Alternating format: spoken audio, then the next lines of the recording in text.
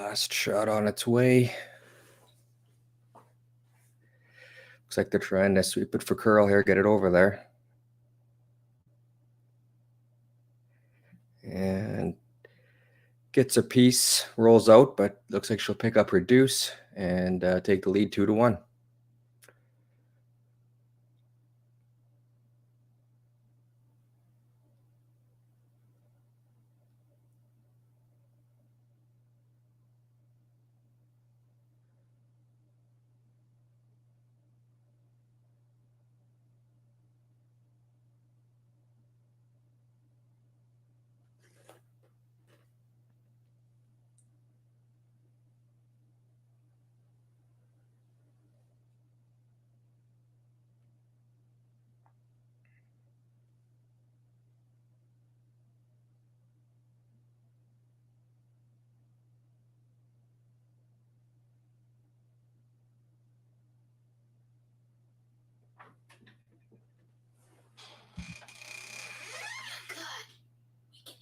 You're not loud.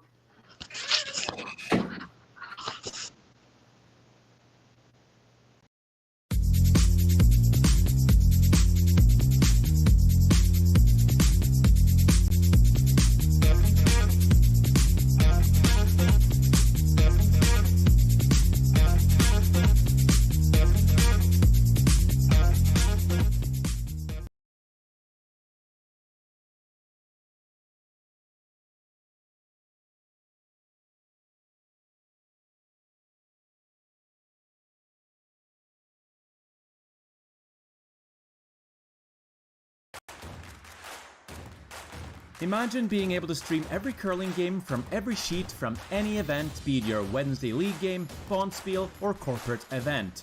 Curling Stadium offers an all-inclusive streaming solution featuring high-quality cameras, ease of use, great reliability, and minimal installation. Offering your sponsors customizable ad space on your streamed curling games and being able to sell video packages to your corporate events for increased revenue. With Curling Stadium, you can stream to any device, be it your mobile phone, tablet, or computer. Push the feed to your desired platform, be it Facebook, YouTube, or any other social media. Curling Stadium is simply the way forward. Where it's commonplace in other sports to televise every game, we want to do the same. Curling is a global sport, and it's time it gets the coverage it needs. Make your curling club the next Curling Stadium.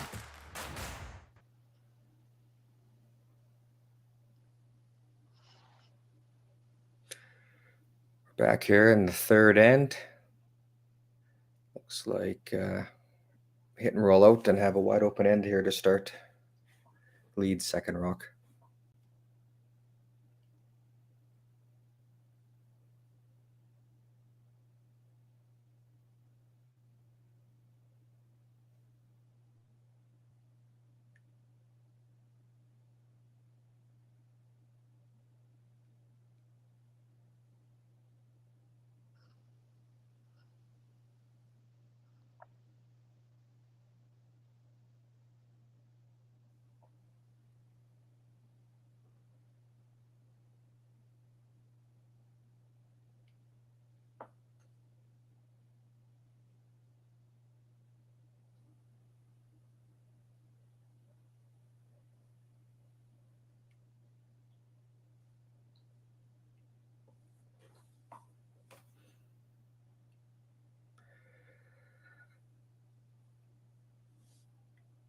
Draws in their top 8. Looks like Kleiter's looking to throw up the corner guard.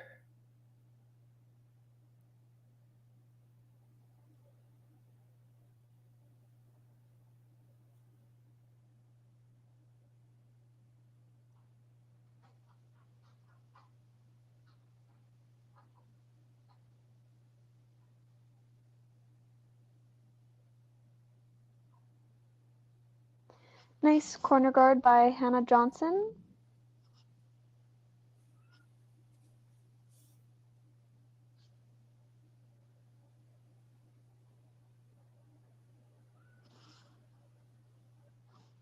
These two teams have worked extremely hard this year. I was mentioning earlier about how both of them have had such success in both women's and juniors. And some of these players are in U18 and Canada Games and Winter Games age groups as well. So extremely advanced curling levels for the ages we're seeing out here, and fantastic shot making so far.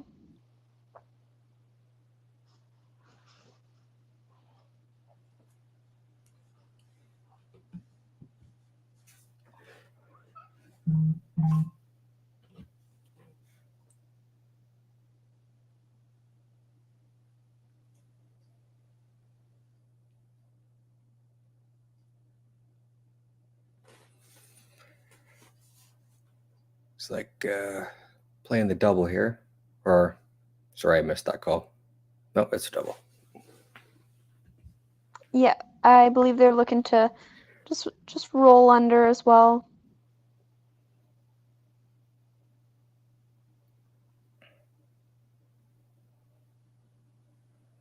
It's a pretty good roll. Doesn't remove both reds, but that's a good shot.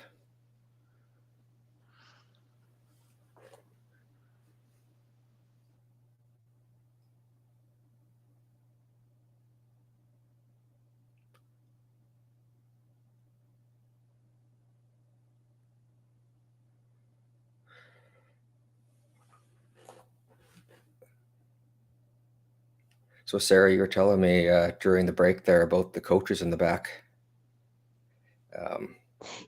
Yeah.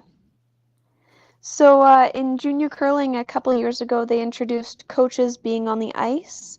In a lot of ways, this mimics what you would have at a national level where the coaches are at a table like you see on TV, and players can somewhat interact with their coaches in between ends and for timeouts. And it really is a fantastic way to have the coach check in with the team check in with the coach, just to make sure everything's on the same page, and moving forward well with the team. With the coach on the ice as well, they're hearing what the teams are saying. So in a lot of ways, it makes things like timeouts easier when the coaches know kind of the thought process on the ice and whether or not to call that timeout. Have they, you said that's a couple of years now they've been doing that? Yeah, it's just been a couple years. It was introduced, and I want to say 2019-ish. It was introduced, maybe 2020. Okay. Yeah, just pre-COVID. And yeah, looks like it's doing good. Gives the skips just that extra little help when they need it. So Absolutely, absolutely. And I think it also gives some younger teams a stronger confidence level, knowing that, their coach is out there, and not necessarily, behind the glass, what are they thinking? yeah, It's just that close contact to a person. right, yeah. It's like a hit and roll away here. Looks like just laying the one. This is I believe this is the B semifinal game. Winner will go on to the B final against Taylor, who lost the A final earlier today.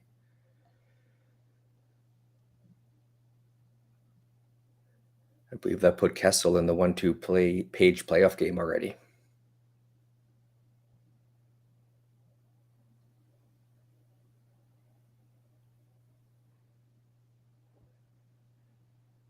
All of these teams are so close in skill and in talent. They all train so hard, and it's really interesting to see, how far juniors has come in terms of shot making, calling the game, but also how the teams train off the ice as well. So I'm not surprised that all of these games have been extremely close. Yeah, there's been some good curling. I watched a few earlier this week here, so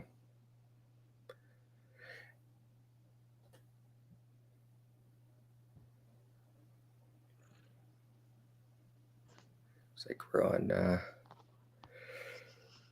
this be third's last rock here. for Pomedli. The third for Pomedli is the mixed doubles champion with her mixed doubles partner. So not only are a lot of these curlers, excelling in juniors, but they're also excelling in two-person play as well. So it's really nice to see that the sport is evolving that way too, giving, more opportunity for people to curl. Yeah, for sure.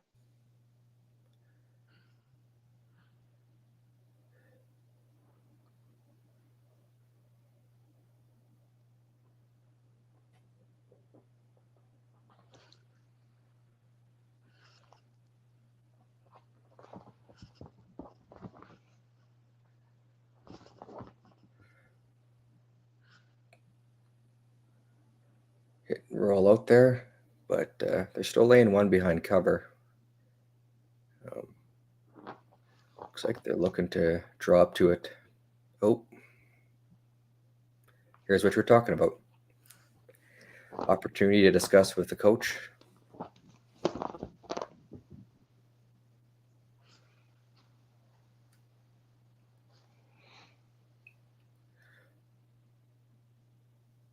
So is it unlimited? They can talk to the coach an unlimited amount of times? I'm not too sure right now what the rule is. I know when they first introduced it, it was once per end for a Okay, specific amount of time. Then it was changed or modified to be so much thinking time used up. okay. I'm not sure this year what the rule is on that or what the ruling is, but I can definitely look it up here for the next game. Sorry, I didn't mean to put you on the spot.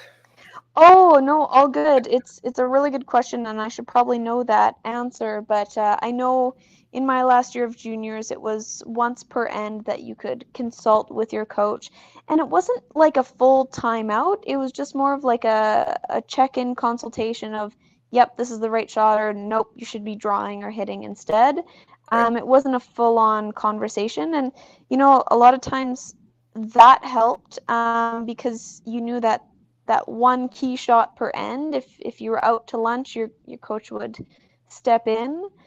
Yeah, and yeah, funny enough, I was actually playing third for Kleiter the year that was introduced. So yeah. Nice. yeah, my sister is now playing in that spot. So Ah, yeah, and then well, with the world of junior curling being so close knit, the Pomedli team has several players on their team who are also playing together for winter games. okay. Um, so yeah, I think it's really nice that there can be lots of opportunity for people to play together for many years. That once wasn't necessarily the case. Right.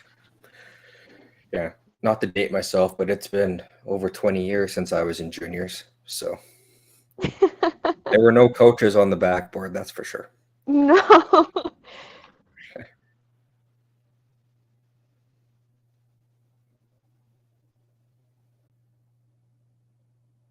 To birth to ladies. Wow, that's good for them. Mhm. Mhm.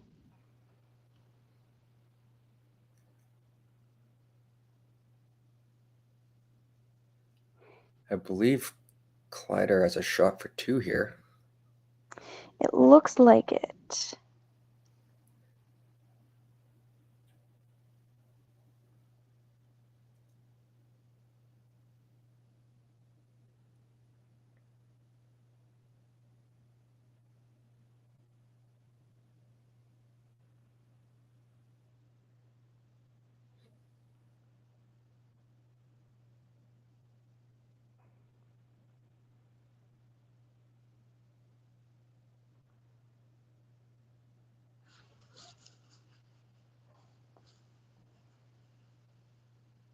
Looks like it'll be a pretty good shot. They're cleaning it in.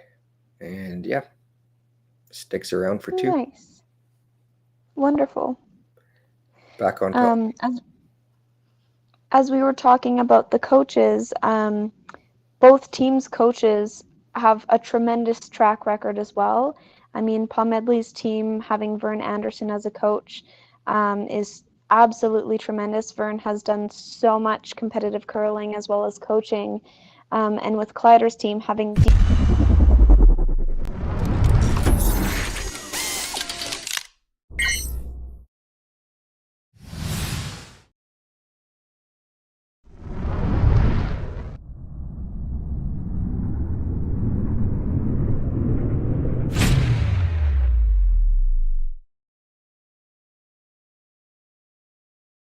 We asked Saskatchewan what they know about 5G. More speed, more innovation. It's going to make our lives a whole heck of a lot easier. This is what 5G looks like. Better, faster. Sounds like one more G. Sounds pretty good. I don't know what it means. All you really need to know is the future of 5G is here and will continue improving through investments in network technology.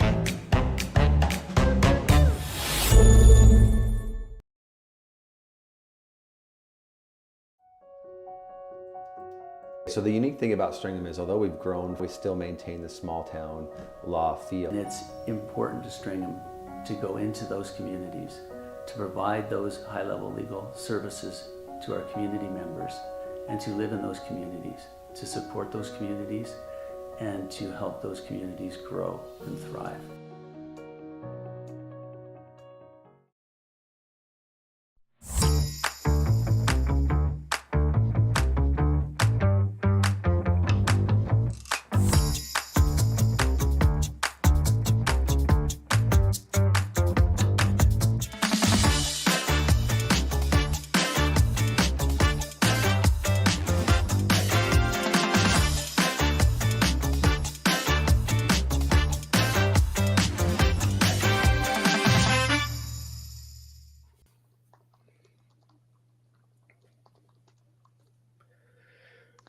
We're tuning back in here. Before the break, I was just mentioning how lucky these two teams are to have the coaches they do, and as well as all the other junior teams at this event. You know, coaching in junior curling is so extremely important. These two teams, Pomedli's team has Vern Anderson, which, you know, Vern has done so much in the world of curling, both as a curler and as a coach. And you look at Dean Kleiter coaching Maddie, who has both done so much as a curler and as a coach. And you look at some of the successes that these coaches' teams have had in the past. I mean, Vern coached the U18 boys to an international gold medal. You look at Dean coaching Maddie's older brother, Ryland, and their team to several national competitions, including, you know, playoffs and semis in national events. So both fantastic coaches, and it shows based on the level of curling we're seeing tonight. Yeah, and I think, actually, I'm not sure if Kleiter is going to the Tankard or not. I don't remember, actually. I just checked that out recently, too. I think they might be.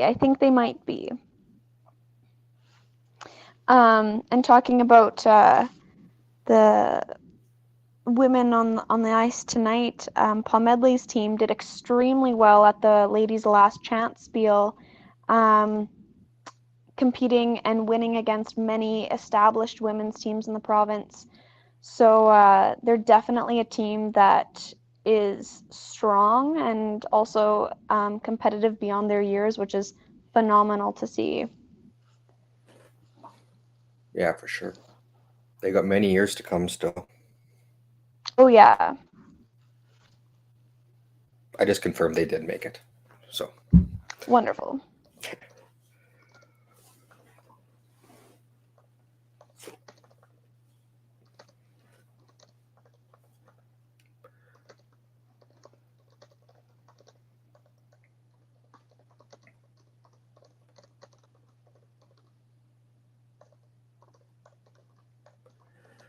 Looks like they're just looking to play the hit here.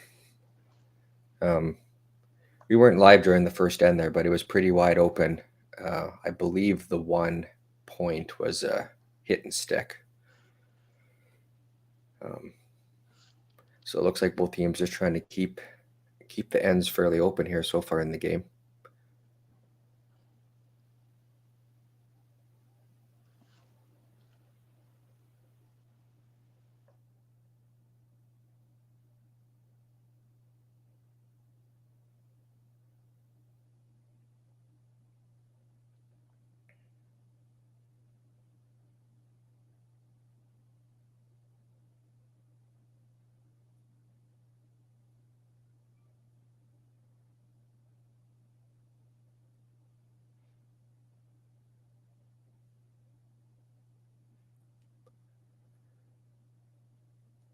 Just trying to draw around here.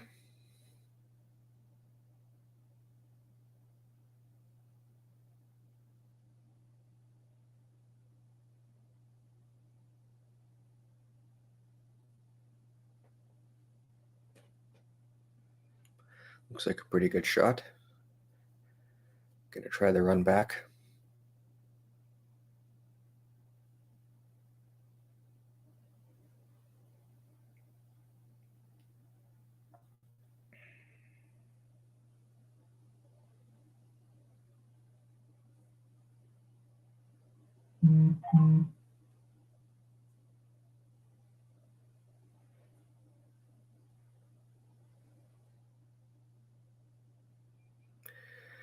Nice shot there. Got them both. Left the guard though, so gives him a chance to put one back there.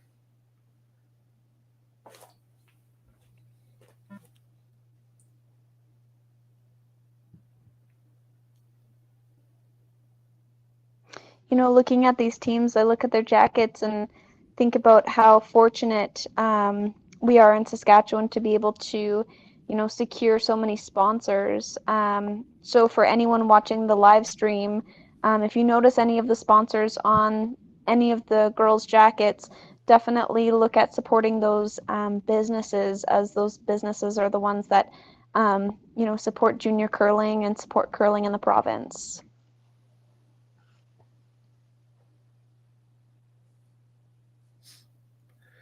Yeah, the sponsors are, they help cover the kids' costs, whether it's entry fees, travel costs. There's lots of costs involved in curling nowadays. Lots of time. I mean, I'm sure lots of parents are. Well, actually, you know what? You probably can answer this question better. Did your team just jump in the car and go to the Bonspiels, or did you guys have your parents still? Oh gosh. Yeah, our parents drove us. I mean, I'm 24 years old, and sometimes I still ask my mom and dad for a ride to the rink. Okay, so But yeah, no, the costs of curling now is getting, you know, quite high, but it's like any sport. You know, you have your equipment, you have your travel, you have your entry fees. And in a lot of ways, the sponsors help with that, but they also help with the training costs. yes. There's a lot of costs associated with, you know, nutritionists, mental coaching. You have, you know, different types of like therapy that you can go to if you have an injury, that sort of thing. So the sponsorship goes beyond just what you see on the ice. It goes into a lot of the behind the scenes. Saskatchewan's lucky to have a high performance program, and a lot of teams put some funds into entering into that high performance program to get access to, you know, coaches and mental trainers and strategists. Right.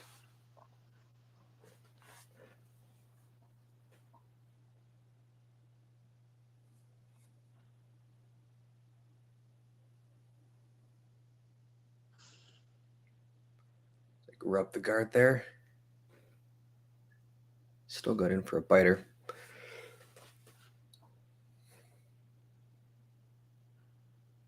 Yeah, teams nowadays put a lot more time and money into their training. Definitely a lot more than they did in the past, which is probably why you see the top teams, whether it's in junior curling or men's and women's, are pretty consistent at the top. They're at the top for years. Absolutely. Absolutely. And too, I mean, a lot of the junior curlers are curlers and their students. Right. And so there's not much room for anything else in their lives. So when it comes to training, the training really is, your opportunity to be with the people you enjoy being around and then getting at that next level. You often don't see curlers curling at this level who, have 1,000 things other than curling going on. Usually it's quite focused, and they're very concentrated and dedicated to the sport. Right.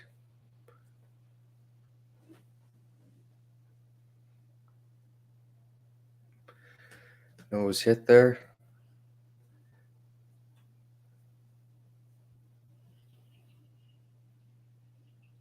Just going to play the come around now.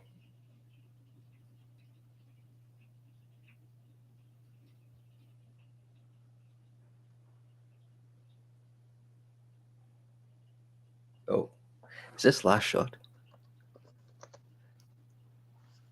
Sorry, it's tricky to see. No, it's not. It's not. No, there's 2 more after this. Yeah.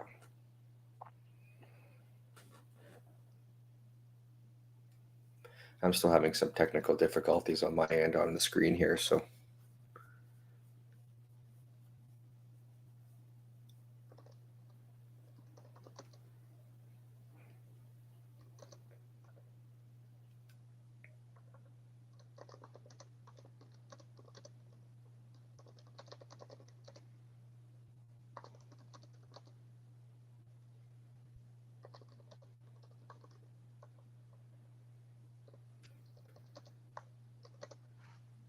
No one hung out there, but the weight wasn't bad, but there'll be a opportunity here for a hit and roll behind.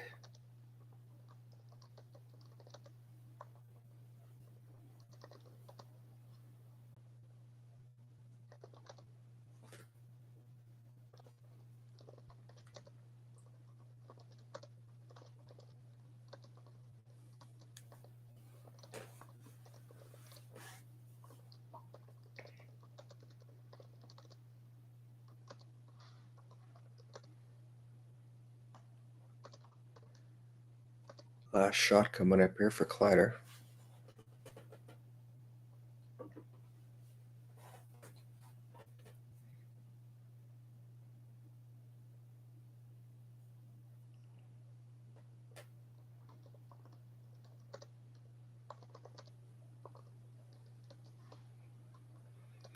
Nice roll. Looks like there might still be a piece there. But she is elected to draw. Jenna's draw game is quite strong. Their hit game is extremely strong as well. But it's fantastic to see curlers with the confidence to just say, nope, although there's a rock in the forefoot, we're going to outdraw it, which is something that I know even just a couple years ago wasn't necessarily the level that we were playing at, and now we see this level of curling, and it's fantastic to see that it's evolved to the point where skips are just ready and willing to outdraw something on the 4. Yeah.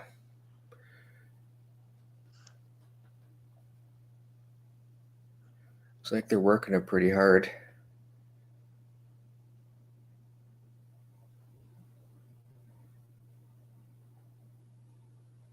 Looks like the weight's pretty good. Looks like gets her 1, ties up the game.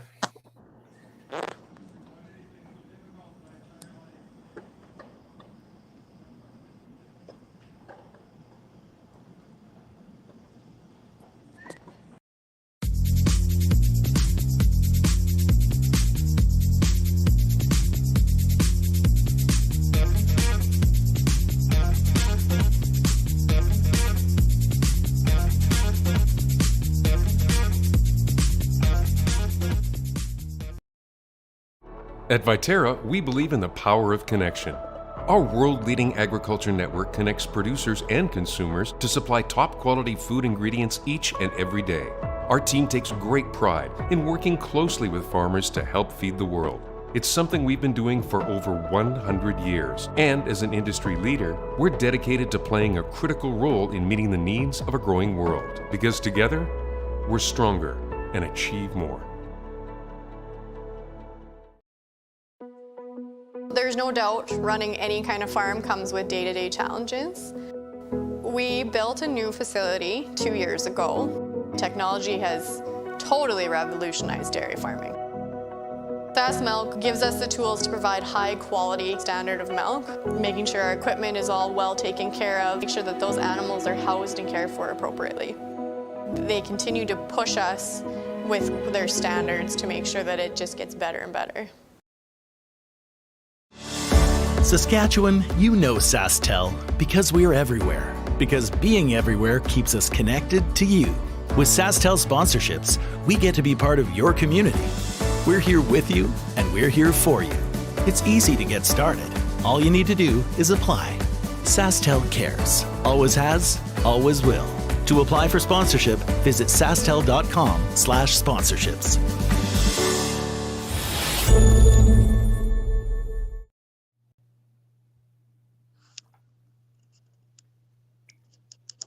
Back here in the fifth end. Tie game. Kleiter's got hammer again. And looks like this will be another fairly wide open end with the first rock going in the house and playing the hit.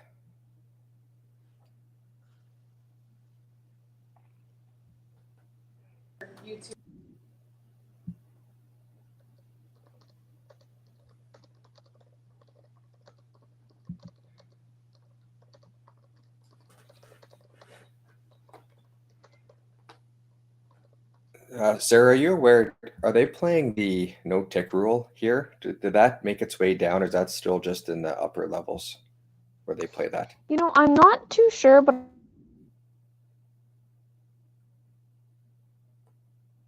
Oh, you might have broke up a bit there. oh, sorry. Am I back here? I think so. Oh, wonderful. So I'm just gonna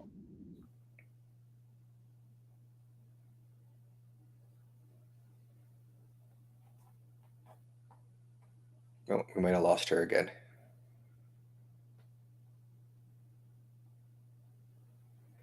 Put the hit and roll out, the end's wide open and just drawn in again.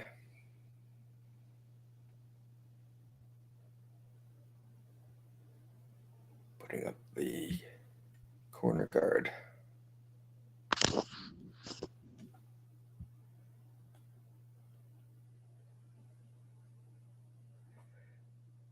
Looks like Pomedli's fine with the blank. Oh, maybe not. Another coach's talk going on here. Maybe telling her to look at the score and decide what to do. It'd be good to force here, keep hammering the even ends. Scoring her one last end got the hammer away from them in the even ends, so that's it's always positive to have hammer in the 10th end if you can. Yeah, she's changing things up, being more aggressive, going for the center guard.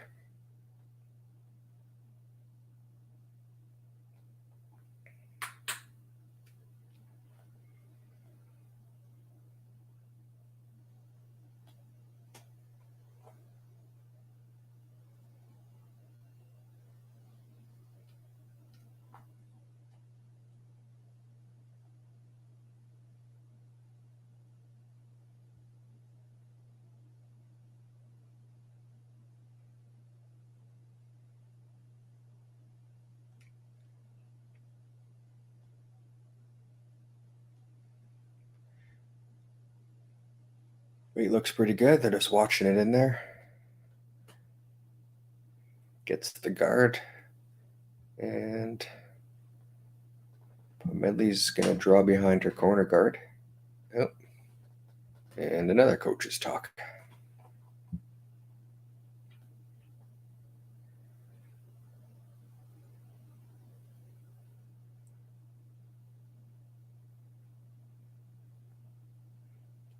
Gonna open up the center. Try to leave yourself with 2 corner guards. So I couldn't find anything to say that they weren't using that they were using the no tick rule here in juniors. Okay.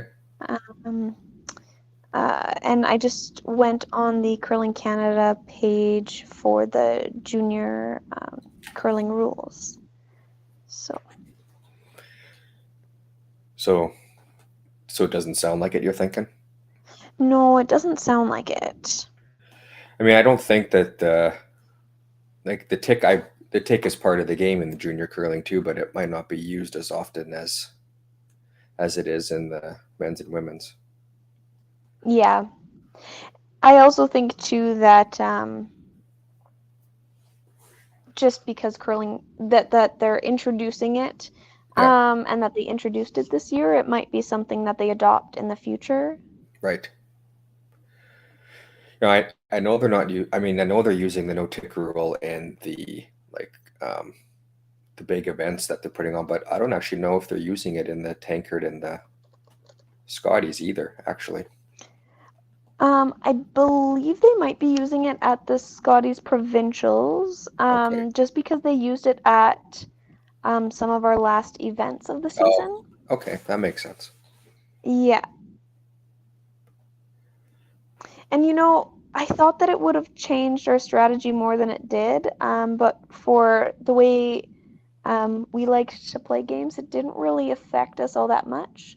I can see it affecting teams who are really good at the tick and who play it often. We often weren't in a situation where we were looking to do that, but yeah, I can see it either affecting teams tremendously or not affecting them almost at all. So yeah, I think it's a good rule for TV. I mean, those guys are playing on amazing ice, and they can make almost any shot that they call. And when a team got up 3 points, the game was almost over because when they could just tick the center guards away all the time, right? So it's definitely opened it up a lot. Or actually, it's not as open as it is when they later in the ends. It gives teams a chance to come back, I guess is what I'm trying to say, which is definitely a lot more fun to watch. Absolutely. Looks like that draw was a bit heavy through the house. Kleiter will have a chance to draw behind again.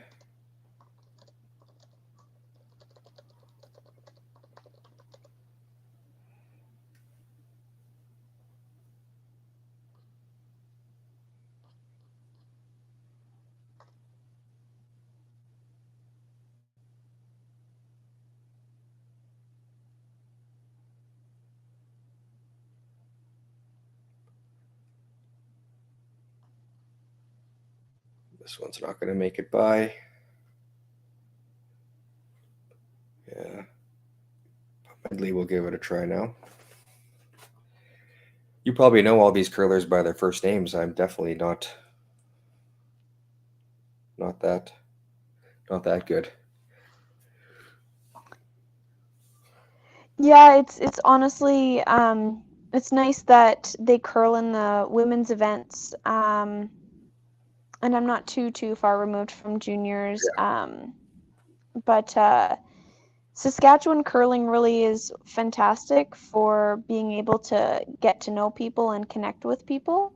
It's not like there's thousands and thousands of junior curlers. There's like a small handful, so makes things a little bit more personal. Yeah, for sure.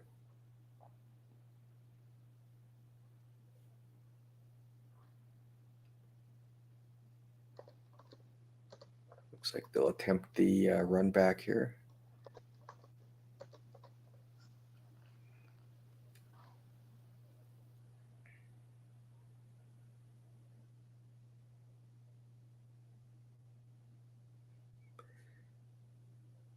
Hanging out, peels off the front, but leaves that red one in there. She'll have a chance to split the house, and the force will be on.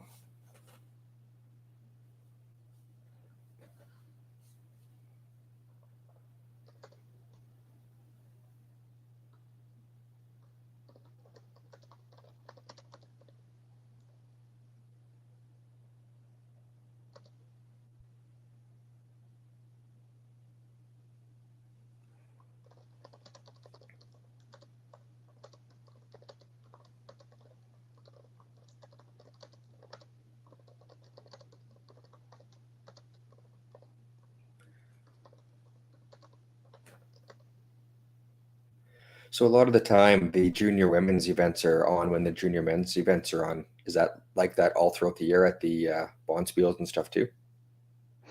That's what it was like when I was going through juniors. I know that there are a couple events here and there that aren't together, Okay. but for the most part they are. And even some of the larger spiels, not just the Q spiels, but some of the spiels are together. Yep. And then based on who hosts the Q spiels, that's when they have to separate them. So if it's either a smaller rink or if there's lots of entries, then they'll split the men's and women's. Okay. Yeah, that makes sense. And when you were in juniors, did they often do men's and women's together as well?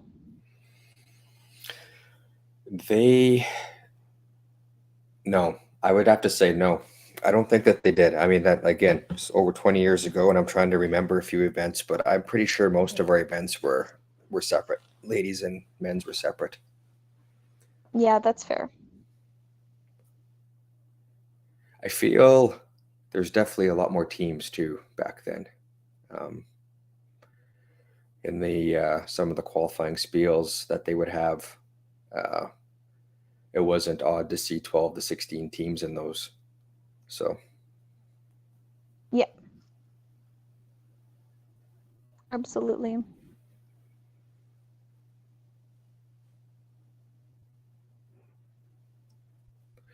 Nice hit and roll there.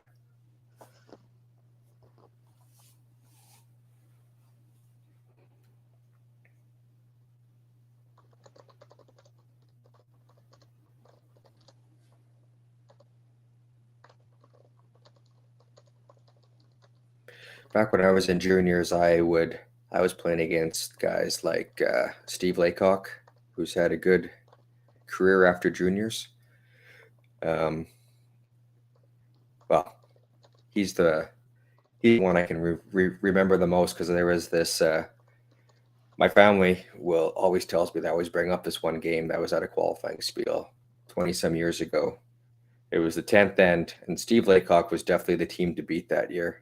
And we had one on the button, bunch of guards in front. He threw his last rock. It was hanging outside. Looks like we were going to get the win, and it picked and went straight to the button for him to count, tie the game up, and he ended up winning it in extra ends. But that's my claim to fame, almost beating Steve Laycock. I love it. That's fantastic. That's how curling goes, though. I mean, like, sometimes you can have the best game of your life, and then one picked rock changes things, or vice versa. Yeah, exactly. Ice was definitely seemed to be more dirty back in the day. That was back in the day where people just wore like the knitted slider covers on their shoes. So I don't know if you would remember things like that, but there were no such thing as grippers. Yeah. And I think too the changing of broom heads has affected that too. I mean, there's no horsehair heads out there either. Yeah, that too. And I know that obviously now the broom head covers are maybe a little bit more expensive to put on your broom, but I think they do kind of help at keeping things a little bit cleaner as well. Yep, that's true. And I think there's also awareness. Like oftentimes rinks have the boot boys or the sticky pads to get stuff off your shoes. Yep. Definitely a different game. So that was a blank. Going into the break here, we're still tied at 3.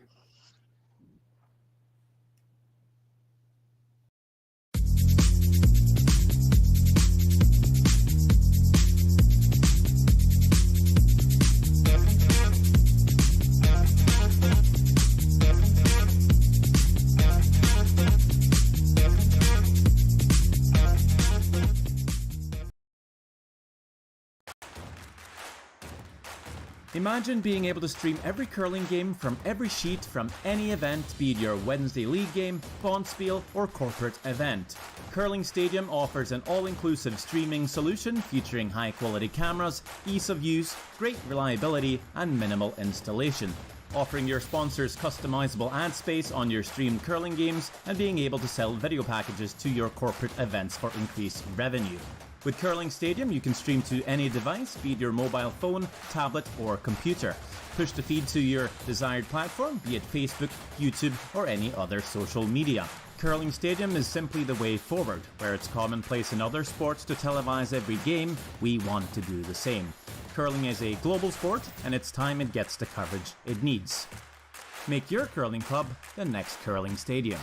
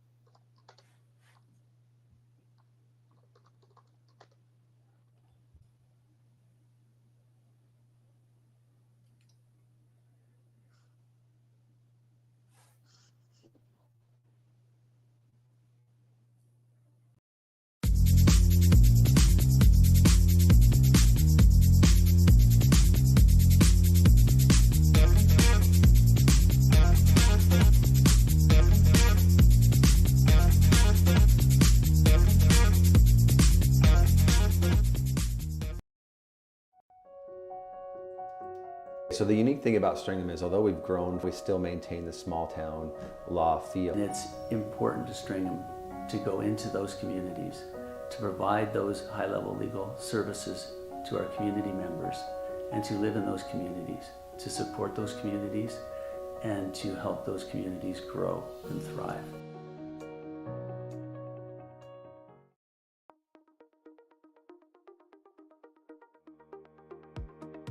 CURLSASK is proud to announce Friday, January 27th as the Affinity Credit Union Curling Day in Saskatchewan.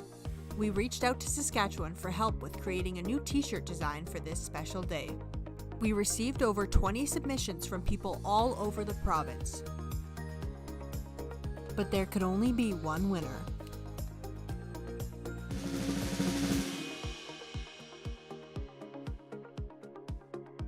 Congratulations to Amy Fredette from the Estevan Curling Club. CURLSASK is so excited to use this design for our Provincial Day of Curling on January 27th. Today, online bullying is more common than ever, but there is help.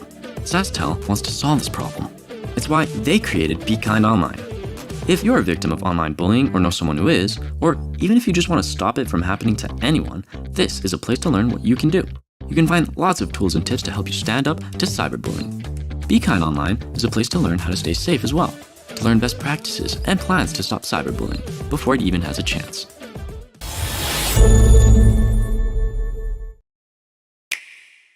Sometimes curling just isn't as fun as it can be on the Nintendo Switch. With up to 4 players per console, you can enjoy curling with your friends and family anywhere, anytime. Let's play curling. Available now only on Nintendo Switch.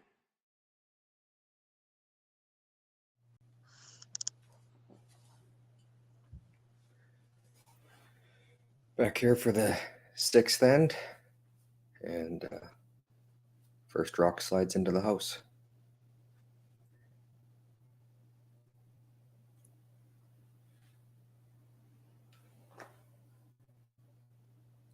Oh, I missed a rock there in the back again.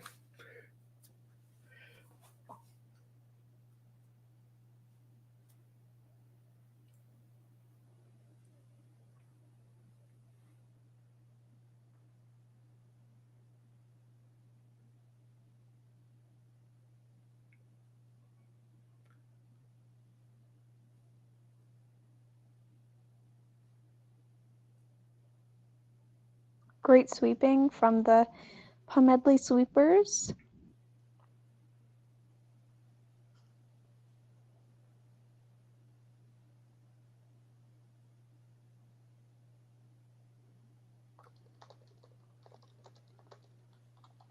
She's going to take on the double here.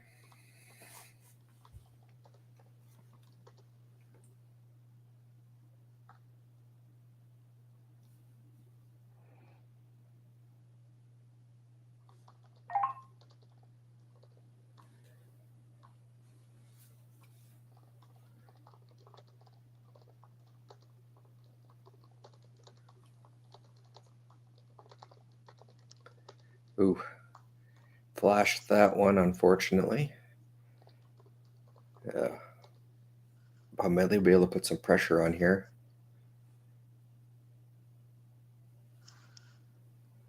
Especially with control of the front of the house that way.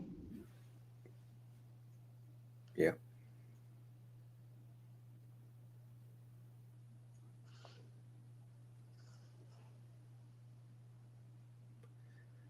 I think she's talking with her coach. I'm not sure. You could throw up a center guard here, or you could come behind. Oh, she's going to play the center guard.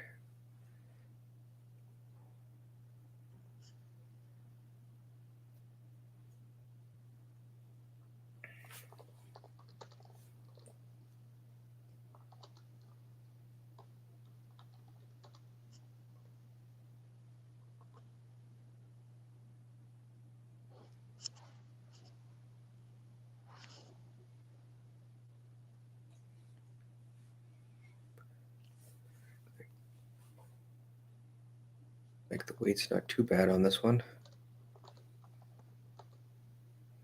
Nice shot.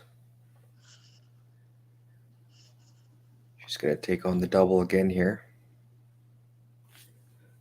Let's see, this would be the second. Rihanna.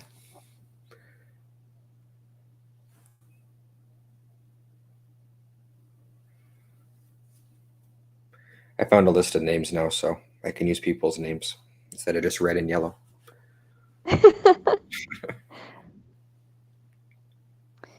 Rihanna has a lot of fantastic experience under her belt. Rihanna not only played with Kleiter, she's also played with Ashley Thevenot at the U18s several years ago. So she has a wealth of knowledge and experience under her belt at such a young age. And Ashley later went on to win the provincial juniors a few years later. So Rihanna's curled with some fantastic rinks over the years, mainly with Kleiter, winning the provincial juniors, as well as the provincial winter games.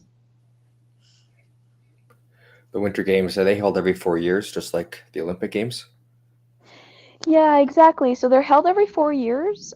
Curling runs ours slightly differently. So we have our Winter Games, and then from there we do Canada Games trials. Okay. So the winners of Winter Games do not always go on to represent Saskatchewan at the Canada Games, which is held afterwards. Okay.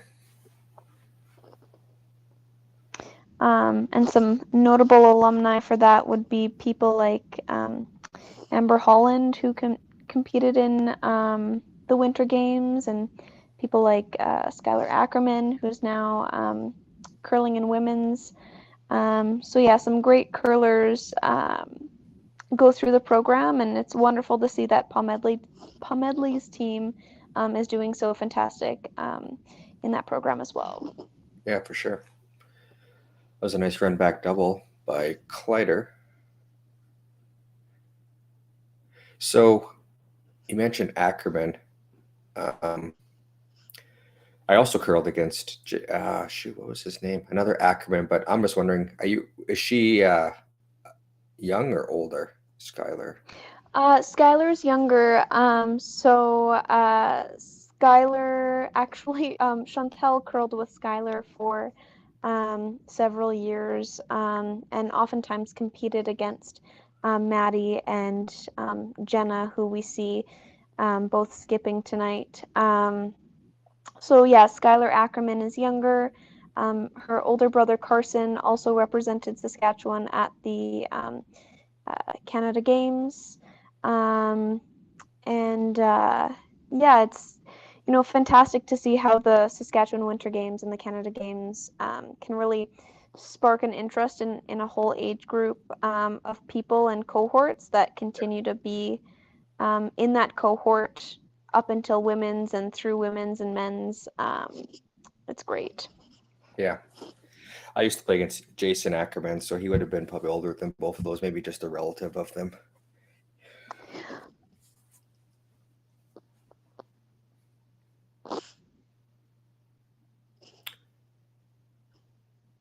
Kleiter's gonna just draw on top here since Pomedli went to the back. This would be the third. Oh, this is Chantel.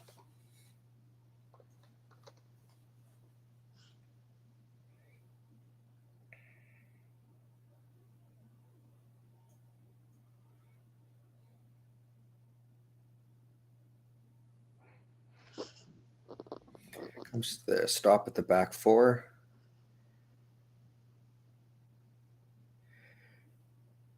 Again, looks like Pomedli's looking to just draw up to it.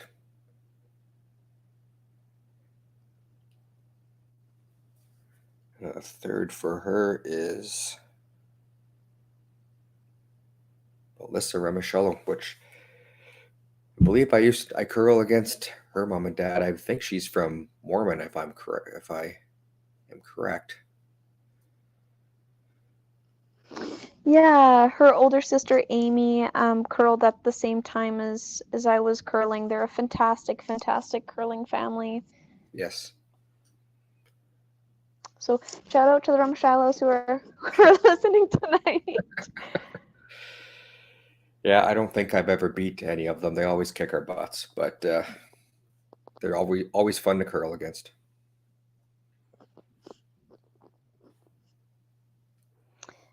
They have a family team in the Martinsville League, so I often see them, and just a fantastic curling family, but also like the curling dynamic is just wonderful. It's often that we see curling families, and it's great when people can curl together. Yep, for sure.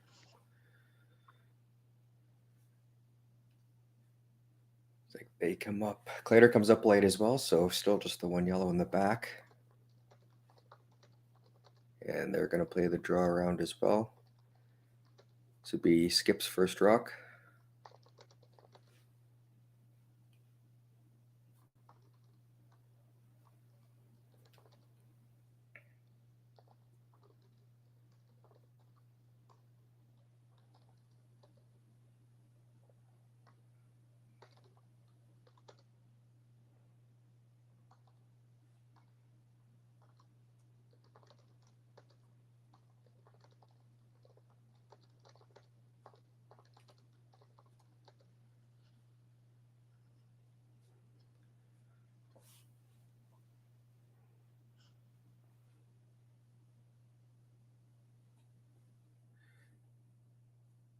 They're on it early here, but lots of room still to curl in there.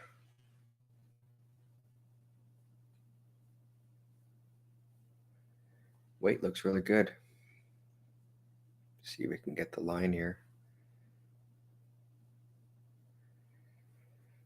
Not quite, but definitely cuts off that draw path. We'll see.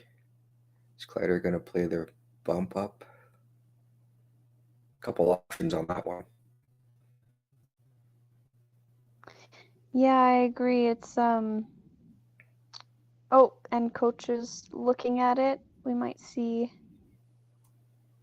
one of those communication moments. Yeah, he looks like he likes the tap on the other side, but Yeah. yeah, yes, he does. And we saw the coach, shuffle to the side to get a better view. That's also a benefit of having the coaches on the ice is, you're not just sitting in your chair with one view. You can kind of move to see what's going on in some situations. Yeah. Which also helps with, when and why to call timeouts. So I don't think the clock stops when they call their little coach timeout here, does it? No. And for the people at home, the clock is based on thinking time.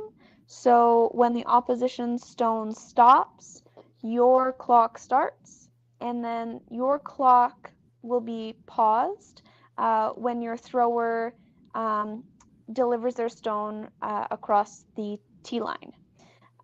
So it's no longer running time, which used to be where it was how much time it took the rocks to go back and forth. The thinking time definitely helps when you have teams who play really open ends with lots of hits. Then you can kind of bank that thinking time. And for juniors, it might mean that that's that extra couple seconds that your coach can talk to you each end. So it's great. Yeah, for sure.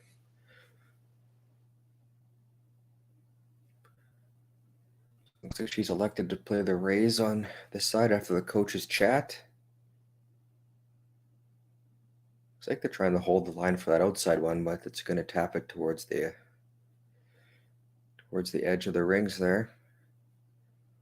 To see, Pomedli could play that Rays on the center one, or possibly angle that one she threw first and onto the forefoot as well. Looks like that's what she's looking at.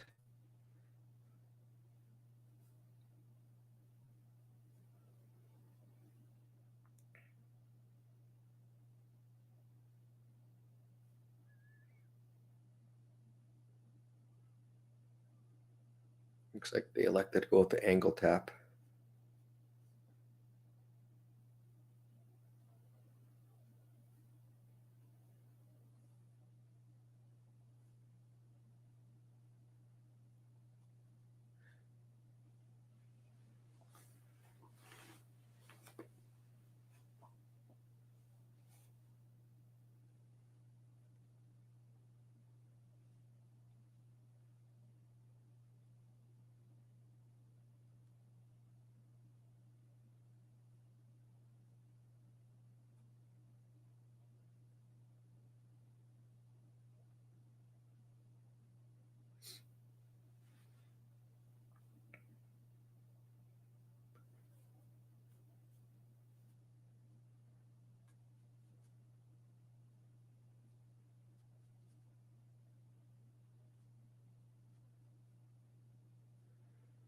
Stone on its way.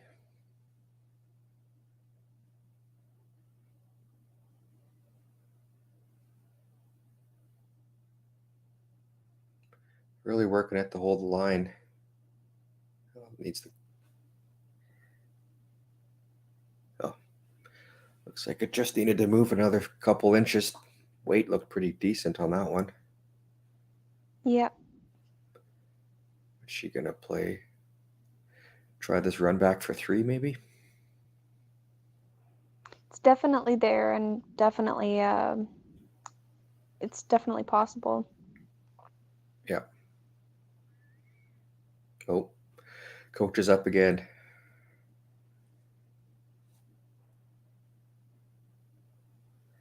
Perhaps weighing out the risk. Yeah. I don't mind that shot. It looks pretty risk-free, I would think, don't you think? Yeah, the only risk I see is if you over curl and go across the top, or if you go through the reds and kind of take your own out. I mean, I could see playing like a soft weight tap on the red, like kind of around the guard, but I don't know. I like the run. Yeah. It's a good chance to open up the game here. But again, I play second, so whenever I see a run, I'm like, yeah, throw it. Yeah, exactly.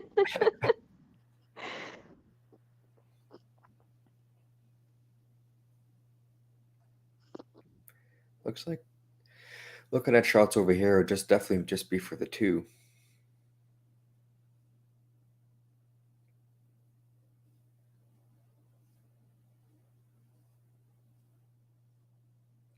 Those taps aren't easy either, but there is less risk to take your own out because you'll be playing quieter weight.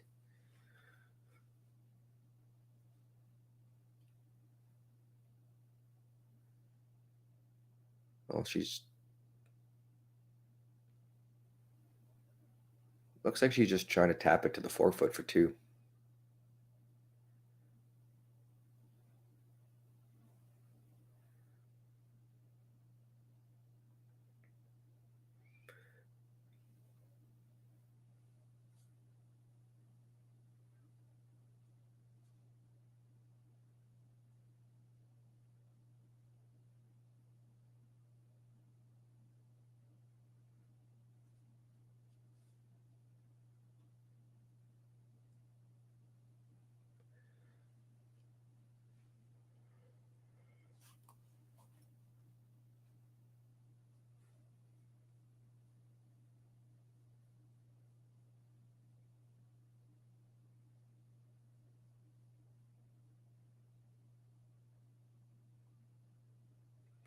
Definitely needs to make a move here.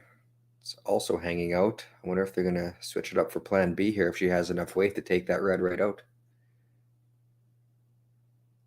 Look at this. Looks like plan B worked. Oh, not quite. Did it? Not quite. So close. But you know what?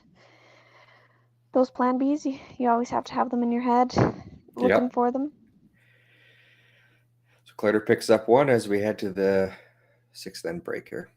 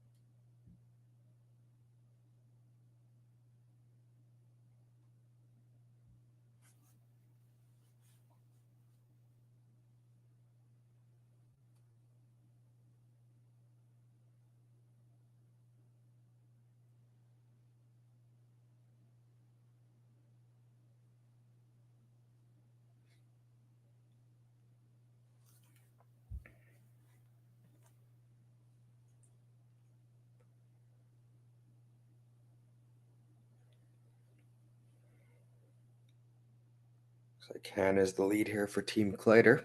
She's throw with the first one. They're looking at the center guard.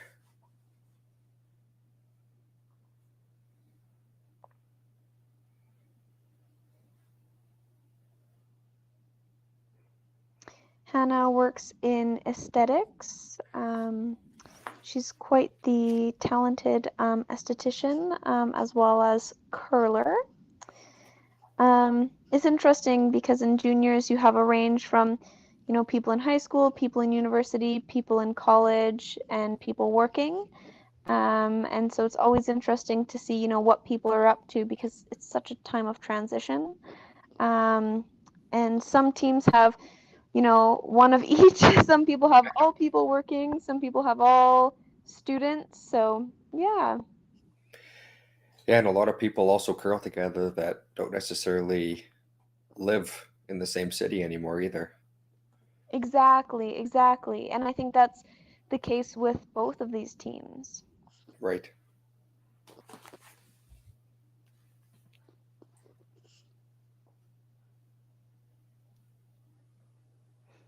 We were talking earlier about curling families and the skip of Pomedli, Jenna Pomedli. Her brother is quite the talented curler as well. I believe he booked a spot to the men's tankard, if I'm not mistaken. So yeah, it's really interesting to see, and his team also went through that Winter Games program. So yeah, CURLSASK is doing some great things with that program and the high performance program. That's really, accelerating Saskatchewan's ability to produce fantastic curlers. Yeah, for sure.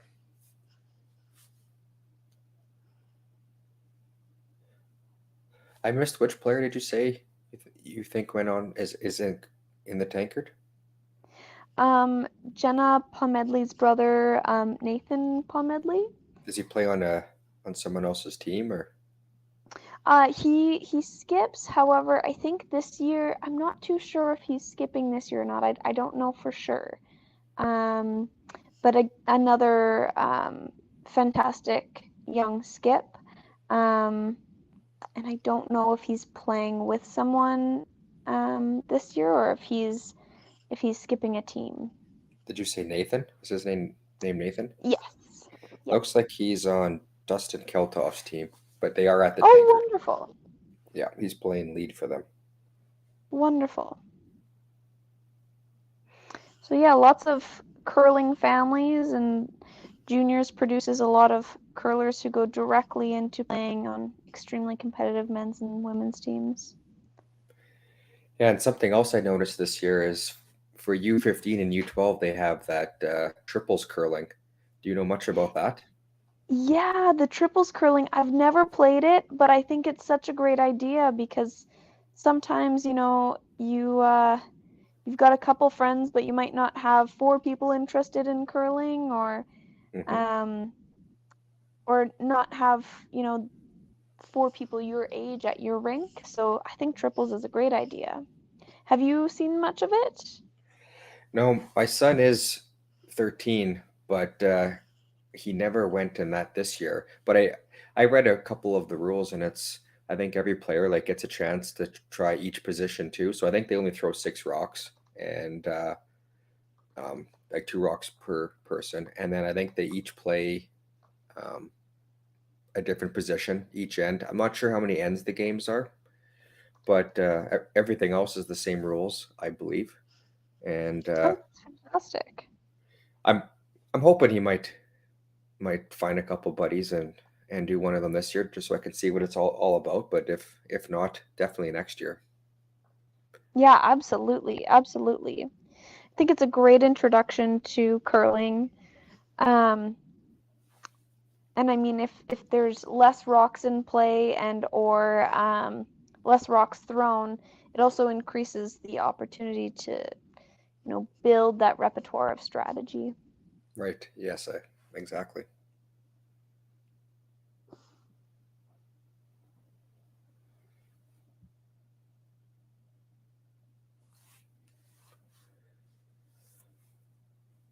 Kleiter's looking to freeze onto that one on the button there.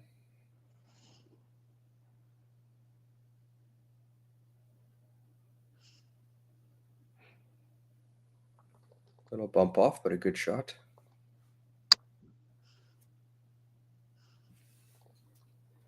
I was just checking the other scores here.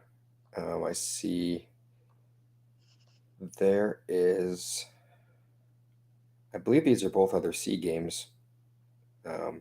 Todd and Schlechter are tied 2-2 after 6. Did I say that name right?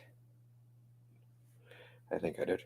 And Kesserling and Reschers. Kesserling's up 6-5 after 5.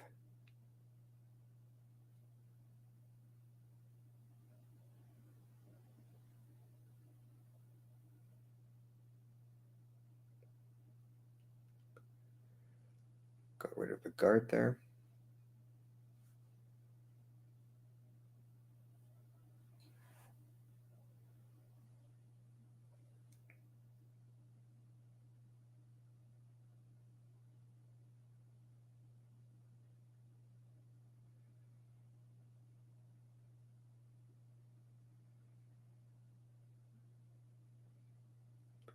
I believe she's looking to replace the guard.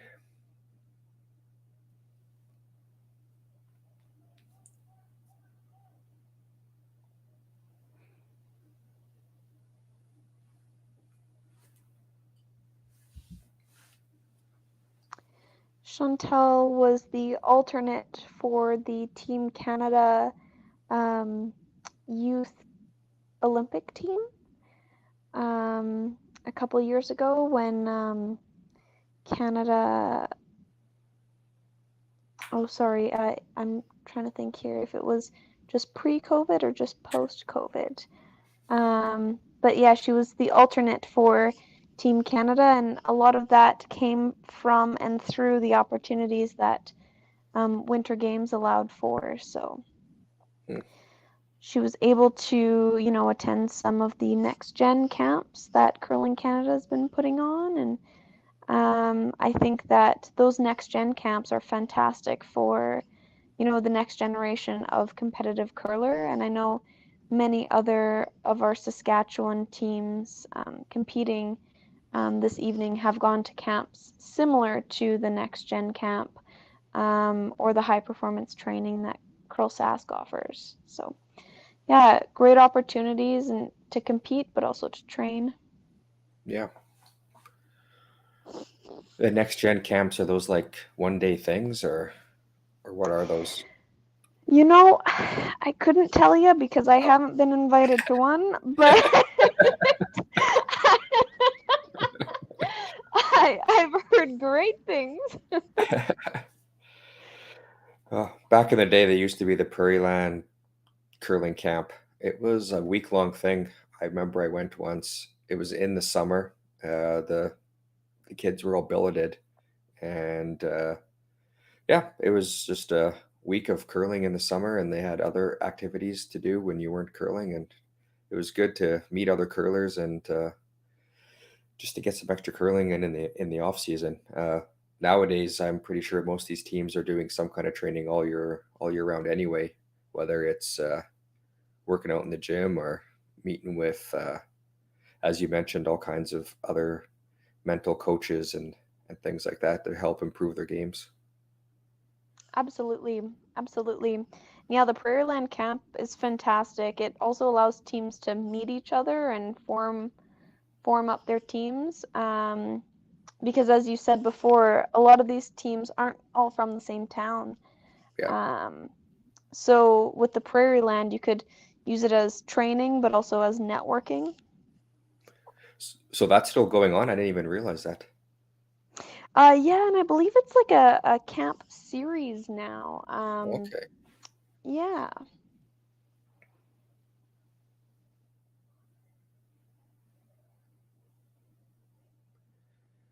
Nice shot there to lay 2.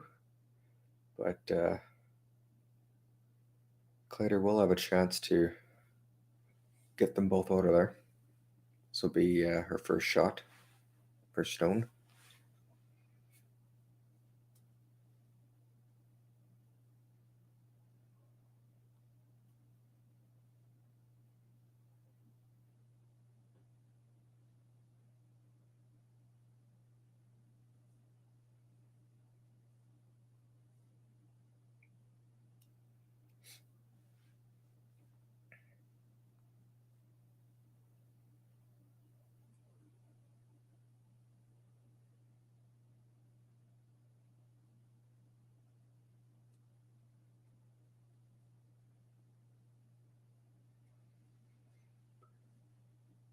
Rock on its way. Just over curls a bit. Hits and rolls in front. Not too bad. Most likely going to have to deal with that one.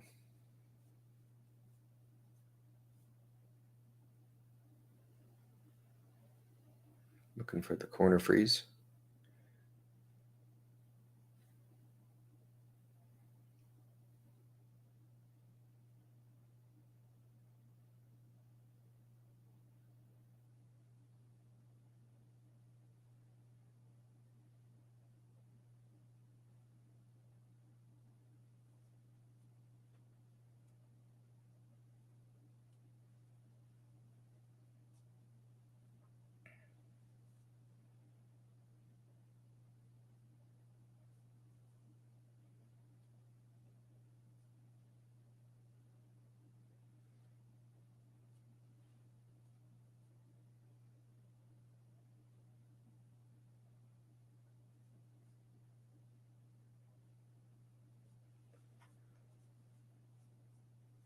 Looks like this one might have a little bit extra weight on it. Sweepers are just watching it. Yeah, let's see if it curls enough just to kind of tick off that yellow. Just a little heavy. We'll assume that Kleiter will try the double here again.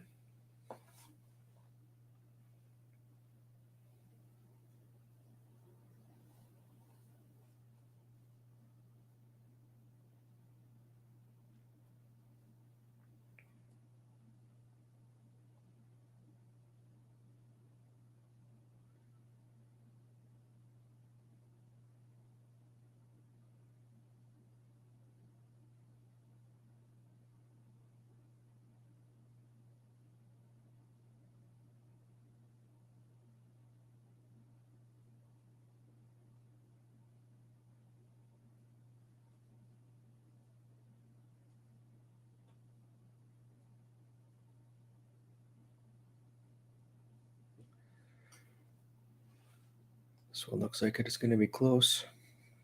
Nice shot.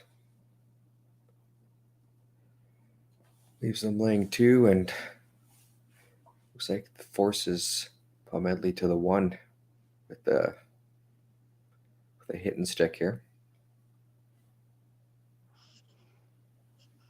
And with that hit and stick, it would bring the game to be tied at 4-4. In the, I'm thinking here at 6. This is 7. Oh 7. my gosh. So it would be then after 7. Thank you. Sorry, my the little screen is too small.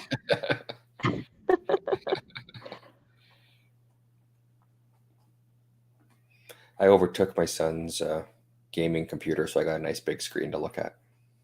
Oh, lovely, lovely. This looks like a good shot to get her 1. Hey, nice hit and stick here. Yeah, so after 7, we're tied up at 4.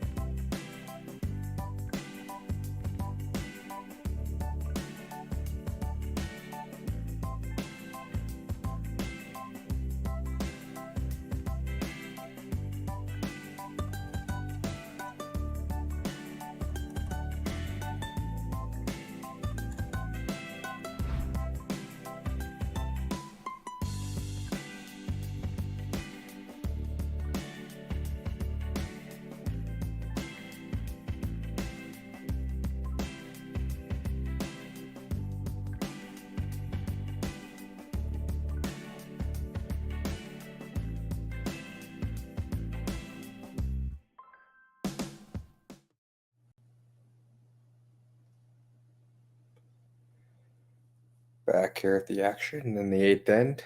We're on, looks like Pomedli's lead second rock here.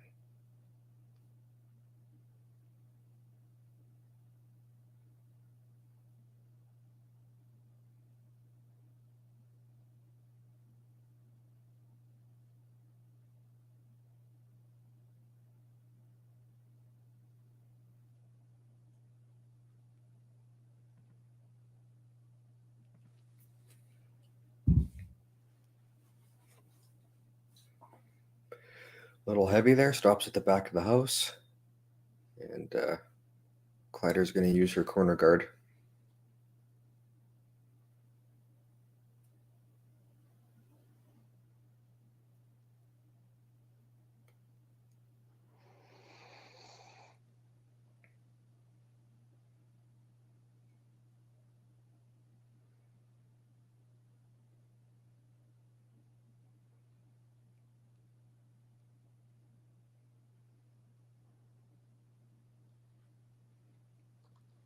Looks like this one's coming in a bit heavy too.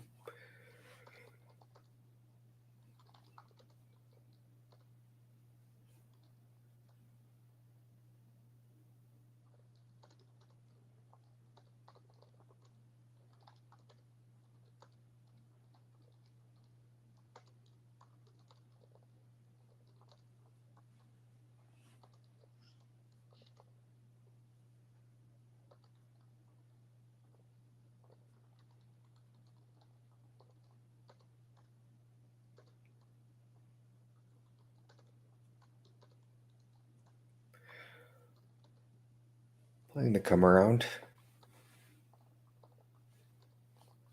Looks like she just squeaked that one by.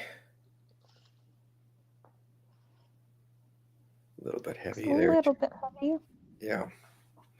Stops back 8, but looks like Kleiter's going to open things up now.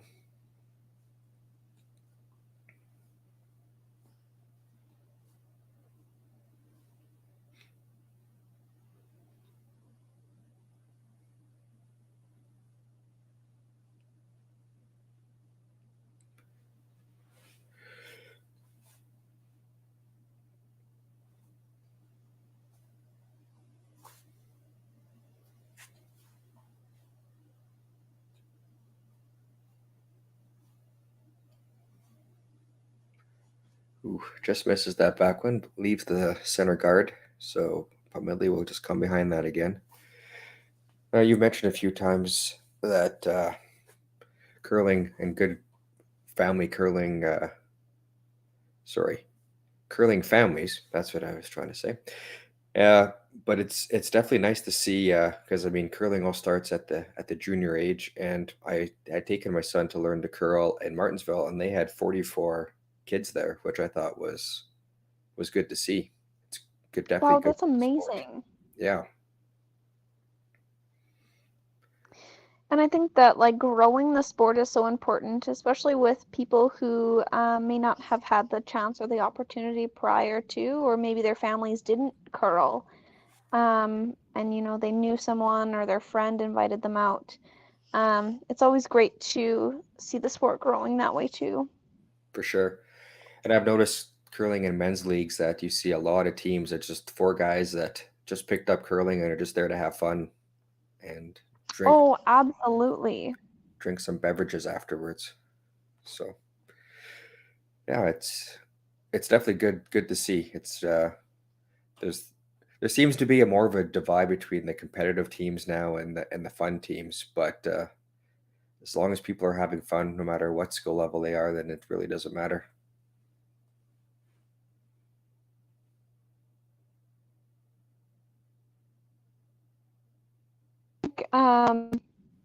Even the mix of curling too. I know for myself, I've got a couple friends that were curling in the Thursday night league in Martinsville, and some of us have curled competitively, and for the one guy it was his first year out. And you know what, that's fun too, because it's for the competitive people, and now you're playing in a non-competitive space and you can just relax and have fun. for the non-competitive people, you can kind of taste the competitiveness or the desire to be competitive from the others. So yeah, I think it's great when communities can just get together and curl. Yeah, for sure. I know some of my best memories are curling in small town bonspiels. They used to Oh, be, absolutely. they would have tons of teams. You would have dances and suppers. I mean, that stuff isn't quite as common nowadays, but it definitely would be nice to get back to doing stuff like that.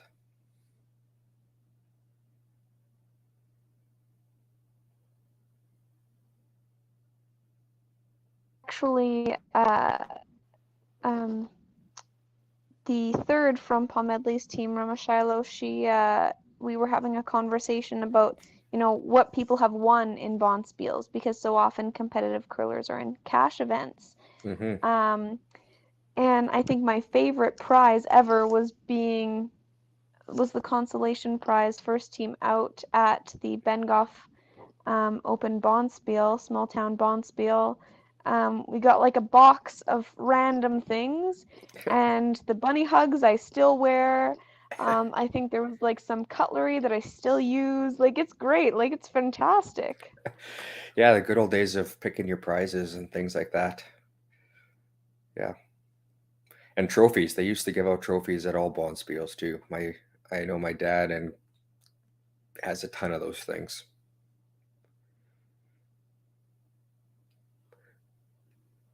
Looks like she just gets a piece of the front one there.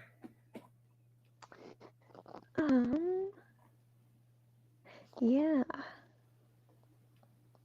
I mean, this does leave the button open, but it also protects the 3 in the space, so.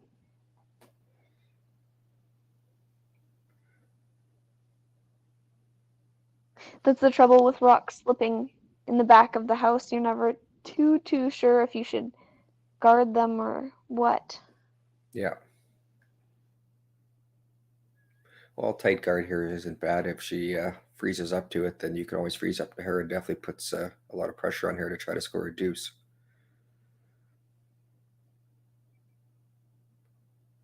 That's what she's going to do. Just tap it back.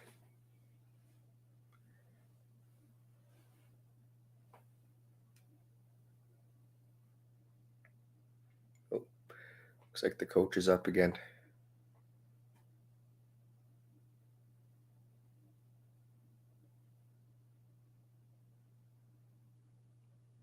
And timeout.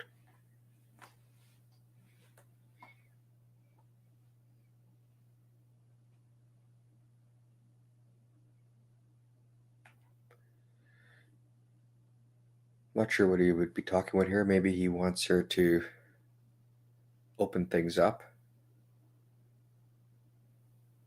Well, it looks like they're just tapping that red one back a little bit.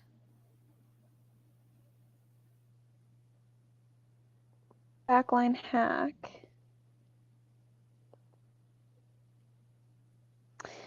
This will probably help out, because as you were saying, if they freeze and then Pomedli freezes on them, Pomedli has a really good chance of getting a bundle here. But with a little tap back here, there won't be the same backing. So we'll see what happens. See that hung out there on them. Yeah.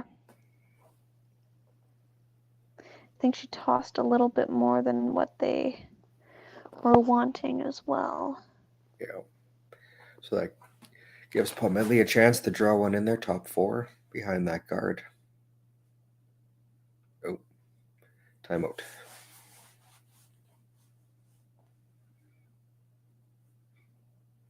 I don't mind the draw top 4. I'm not sure what else the coach sees here. Maybe he just didn't like the turn.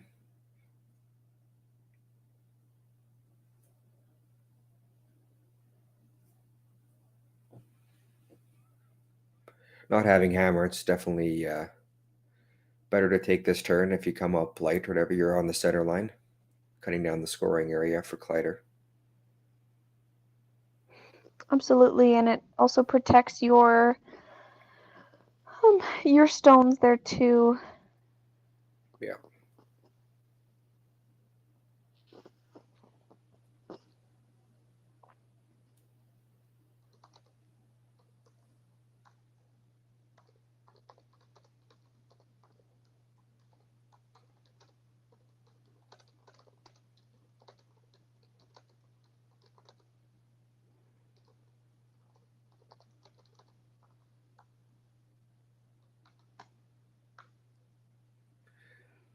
They're working this one. Looks like it might come up a little light here. Oh. Third shot, but leaves some space for Kleiter to get in there with her first one here.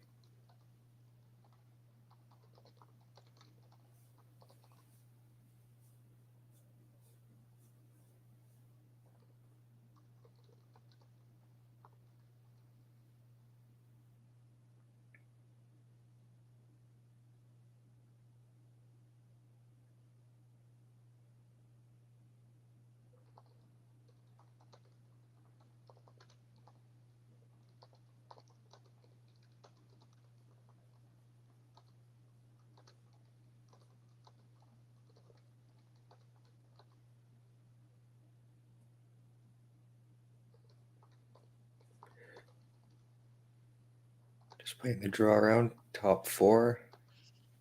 Line looks pretty good.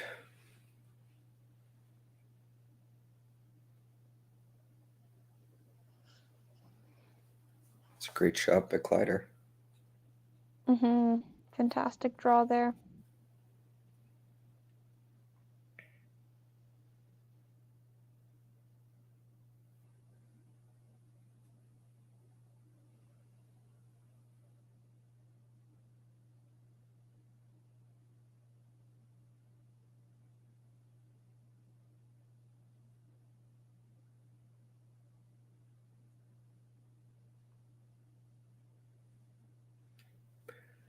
Looks like she's just electing to freeze up to that. I don't know.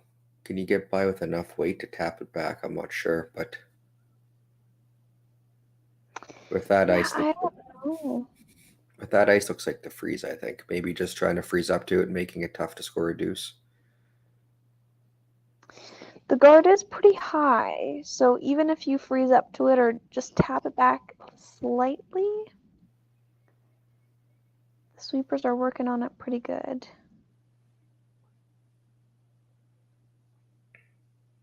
Looks like just a draw.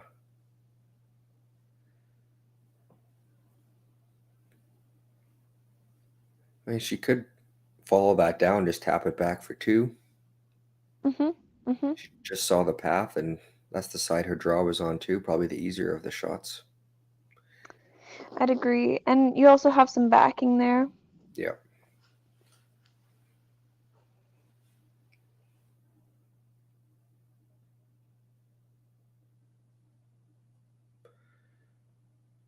So this is the last rock of the end. Draw. Well, I guess I'll call it a draw / small tap for 2.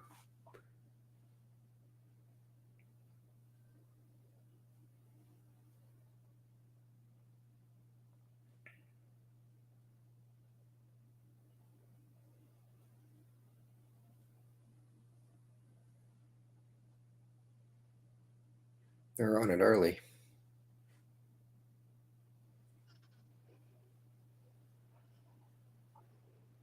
Still hanging Needs out. to curl though a little bit. Yeah.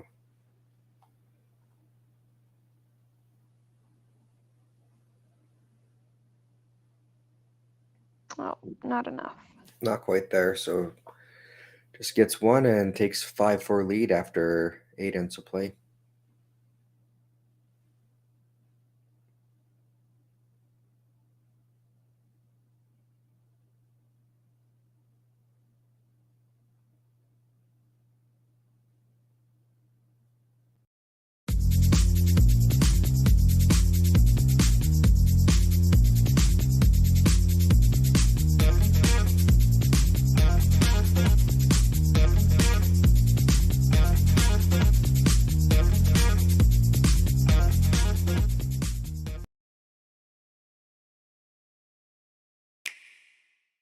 The roaring game. We all love it, but sometimes curling just isn't as fun as it can be on the Nintendo Switch. Go get stuck in your curling club this year. Learn the game inside and out. Play for your favorite country and take the curling world by storm. With up to 4 players per console, you can enjoy curling with your friends and family anywhere, anytime. Let's play curling. Available now only on Nintendo Switch.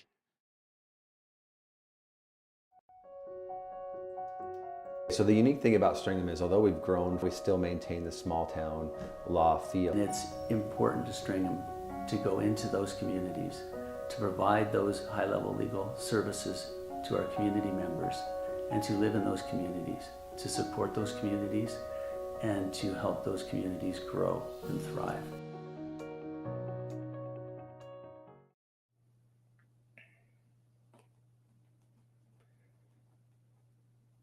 Back here in the 9th end,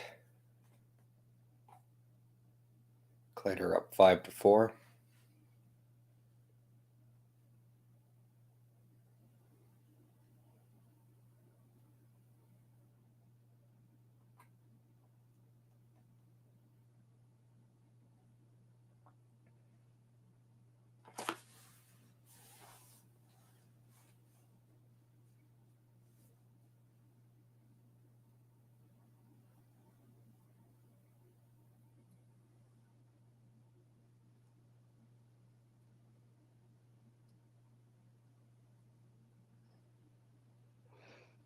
It'll be interesting to see the strategies the teams take on this end, with it being so close in the 9th. Yeah, she's coming around the center, so it's a little bit light, but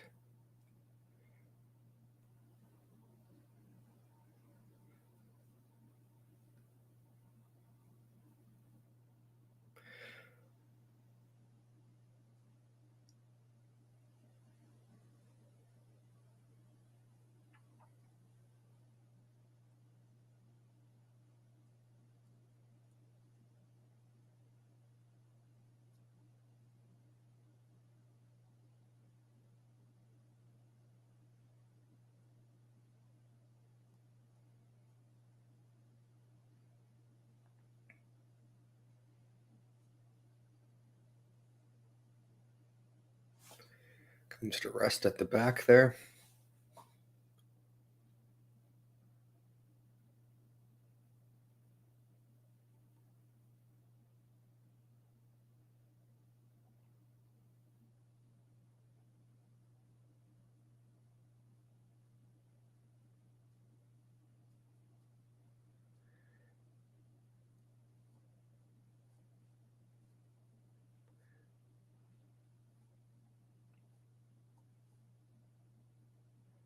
Looks like this one's coming in heavy too. Might come up to that, come to the back of the house as well.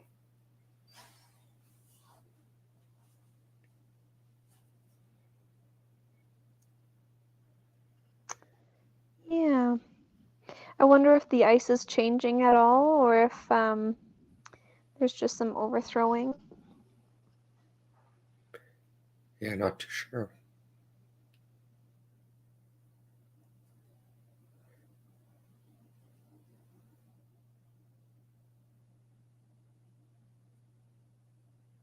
See, they're going to follow them down. Definitely trying to be above the tee line, though.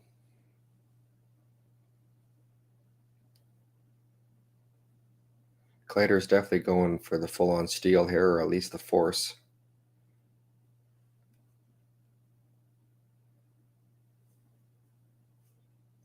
We're going to see things try to be opened up here now.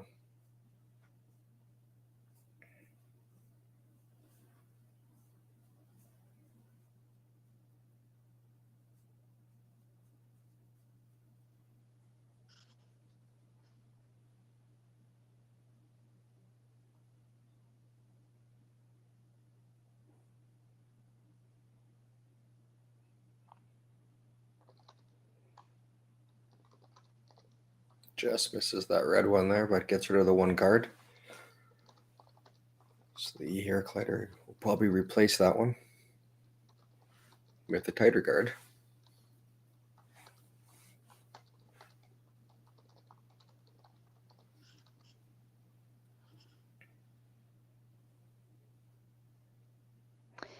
it's definitely shaping up to look like one of the teams will be counting this end. It's already lots of rocks in play, so I don't foresee a blank.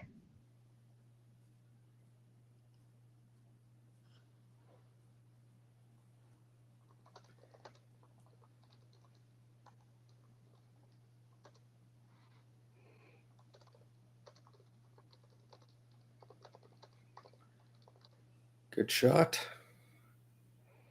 I would assume that Pomedli will try to open things up again here.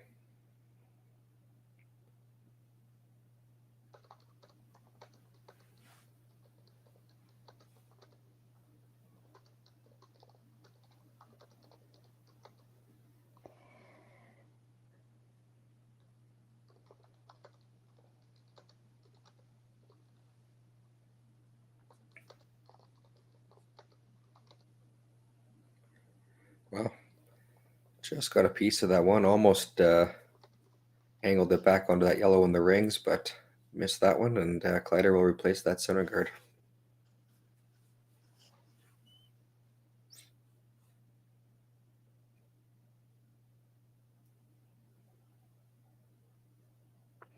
The sun's going by really quickly here. I always find the later ends to be a little quicker than the earlier ends, and although that sounds backwards as there's more rocks in play, the finish is in sight and both teams are going hard, so.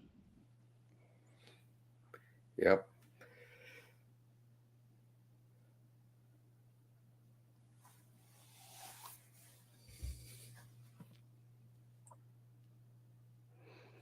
Well, that didn't curl as much as they had hoped, but the sweepers were going pretty hard on it. There was still a bit of a hole. I think Pomedli's kicked that yellow rock at the back a couple times now. I just see her constantly putting it back into place. Shows how focused she is in the game, doesn't you? Yeah, exactly. Laser focus on what's ahead.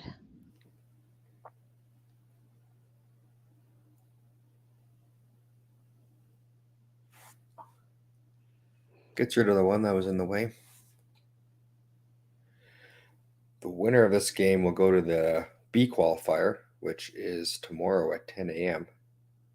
And the loser actually drops down to one of the C qualifiers at 3 p.m. tomorrow. But of course, they play the page system here, I've noticed. So definitely winning qualifying with A or B and getting that 1-2 spot gives you that one more chance.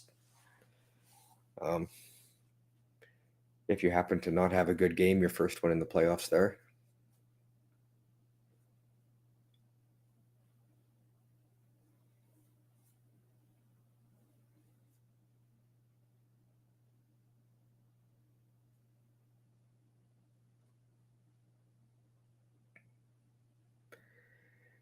That one looks like it didn't quite make it.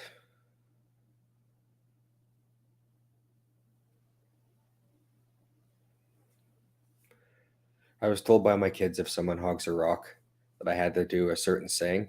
It goes back to an old video game of baseball, and they changed it to curling. And so I guess the saying goes, "She hogs the rock. I can't believe it." Kicks it off. My kids will like it. No one else will probably get that reference. But they told me I had to say it. So I love that. I loved that so much.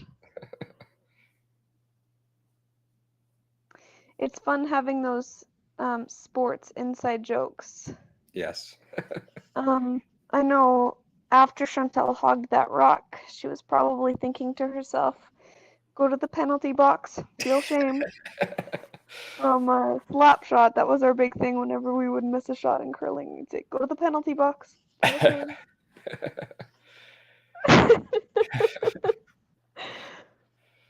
Oh.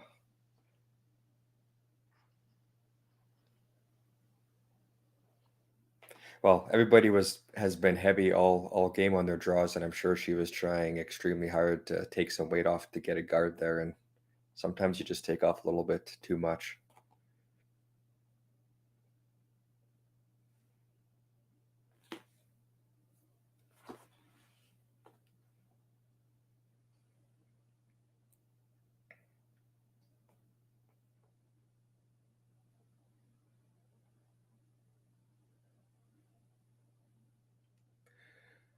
I think Kleiter's just replacing the guard again.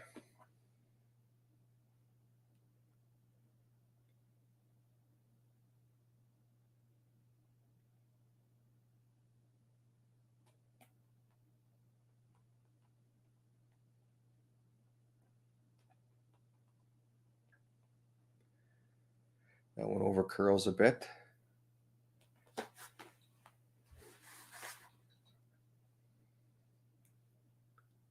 There's probably enough room to get by there and tap that back. I haven't seen huge finishing curl here, but it does finish with the right weight.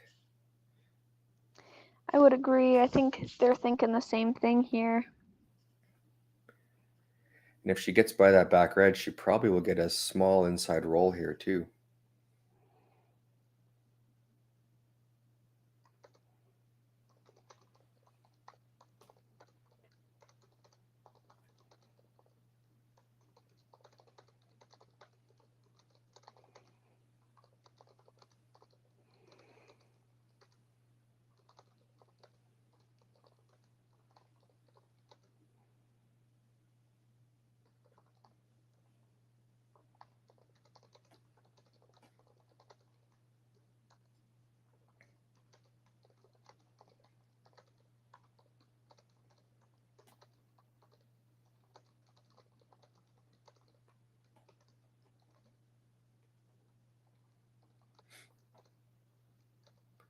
This one's definitely going to be tight by that guard if they make it.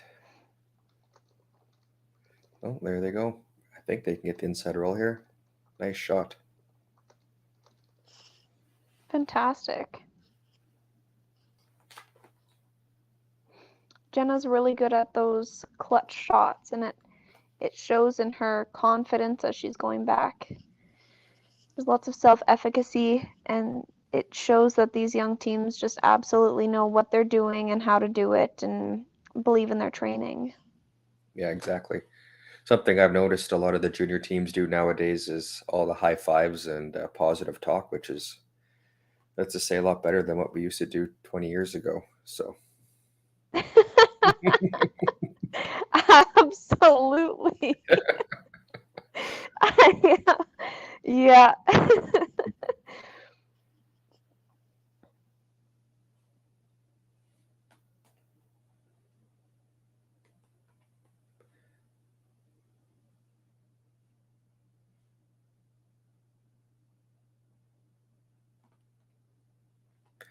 I'm not sure, is Kleiter, she was showing like she might freeze to that red, or is she trying to come behind it? Did you see what they decided on? I think they're looking to go behind it, is my understanding. That would make sense. They could lay one.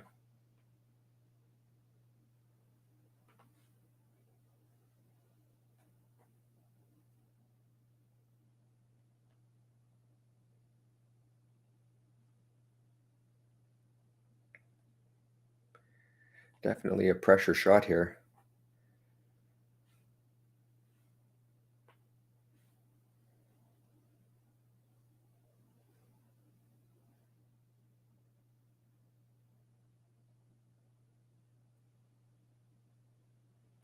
Weight was good, but it looks like it hung out there. A chance for 3 for Pomedli. Yeah.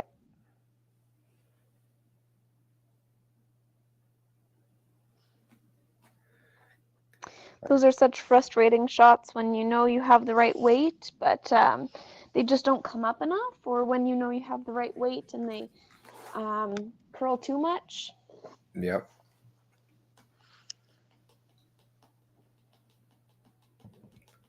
Looks like the coach just discussing weight and ice with them.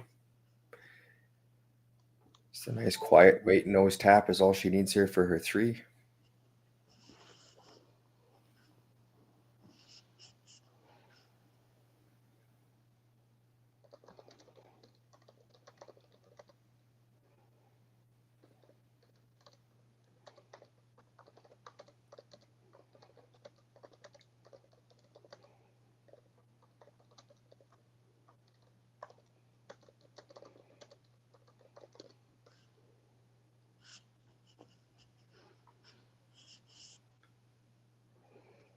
Well, sweepers are on it. It must be really close.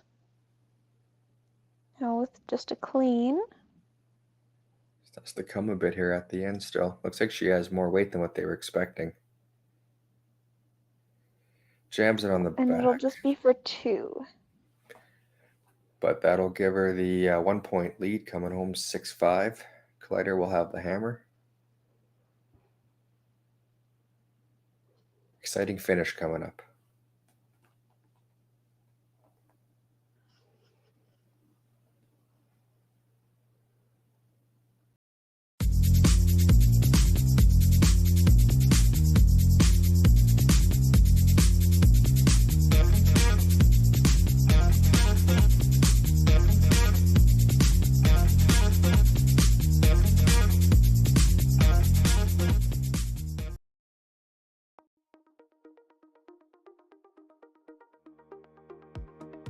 CURLSASK is proud to announce Friday, January 27th as the Affinity Credit Union Curling Day in Saskatchewan.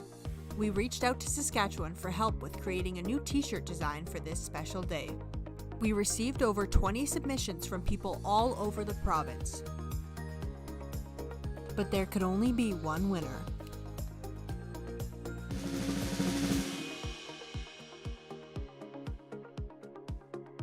Congratulations to Amy Fredette from the Estevan Curling Club. CURLSASK is so excited to use this design for our Provincial Day of Curling on January 27th.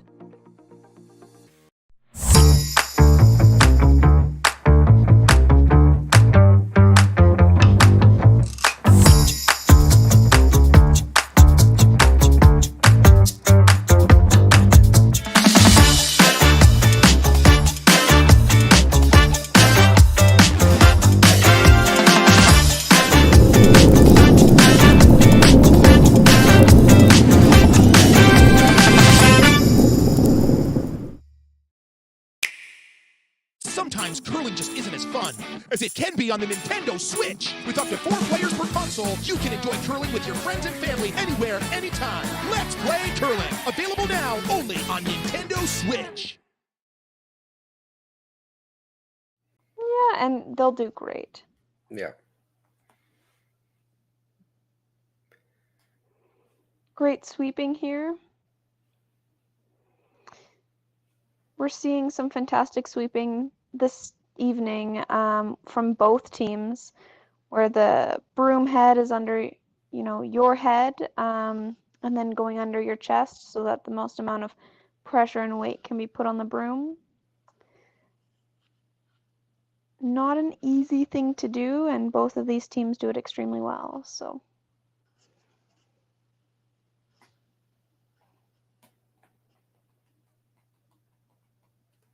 Yeah, with the new techniques for sweeping, it definitely changed the game with the way that the players can help move the rocks or keep them straight or whatever they need to do. It's definitely a lot different than it was 5-10 years ago, for sure.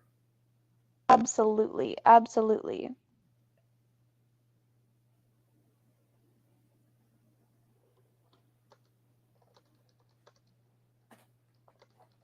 Did you ever use the old hammer broom when it first came out? No, I didn't. But I did use a horsehair for a while. Oh yeah. What brooms were the brooms that your team used when you were playing in juniors? Because I see these teams are both using the hardline brooms.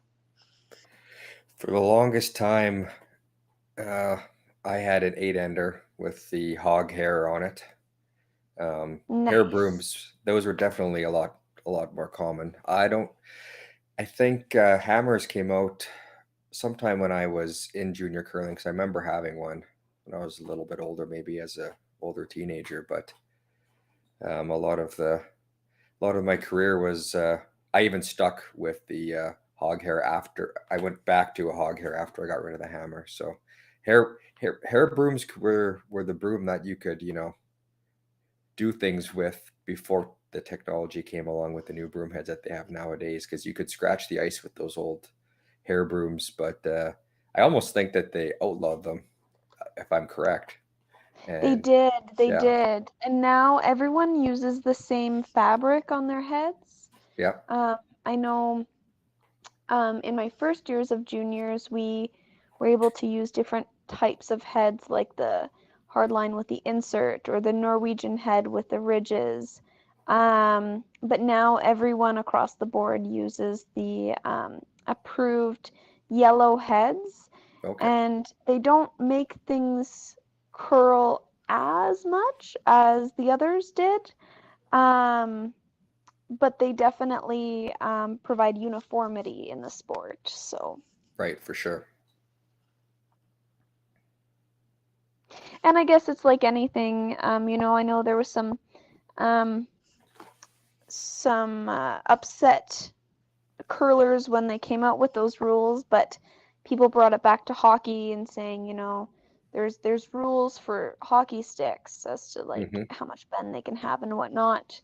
All of our curling rocks are the same size. You can't just bring smaller rocks anymore. So Yeah, I can see where the broom heads aren't any different than our sport or other sports that have rules. right, for sure. Well, when they first had these broom heads with the ridges on them, you could see a lot of the sweepers on the competitive teams could do things with the rocks you shouldn't be able to do. So, Exactly. which is, I'm sure, what led to them making this rule. So, Exactly. And I think too, we look at the sweepers this evening and they're sweeping this rock so fantastically around that guard. Um, but with what we nickname the cheater heads, mhm, um, that rock would just be a completely different path. It might yeah, scratch the ice in a different way. It might do damage to the ice with how hard these girls are sweeping. So yeah.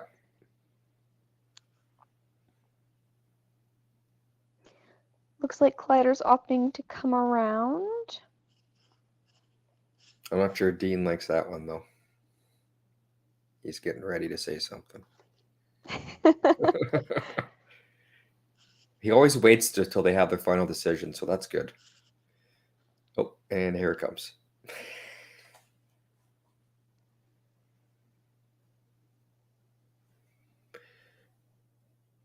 Kleiter does have hammer here. I wonder if he's looking to play a hit on that to just open things up.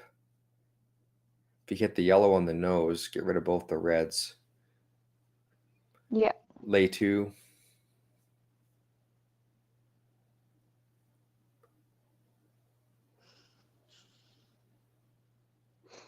And I think those are your problem rocks right now. Those are the ones that are going to cause you some grief later on. Yeah, for sure that red on the center line.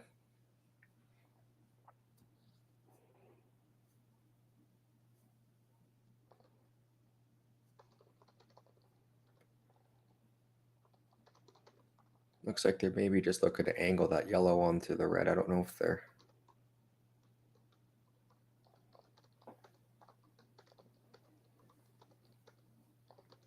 Might be looking to just leave that one red when there is guard on their yellow. I'm not too sure.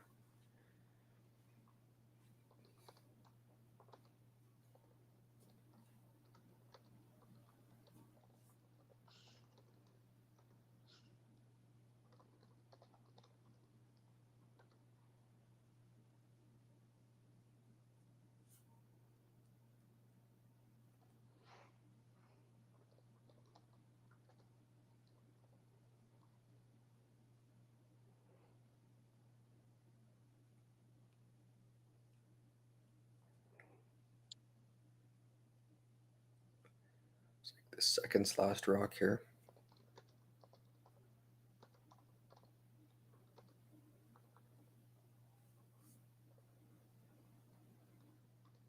Looks like it might be a really good shot. Gets rid of the red, but it does leave the yellow there up by the center line. Just depends on what Pomedli wants to do here. Looks like she's going to play the run back.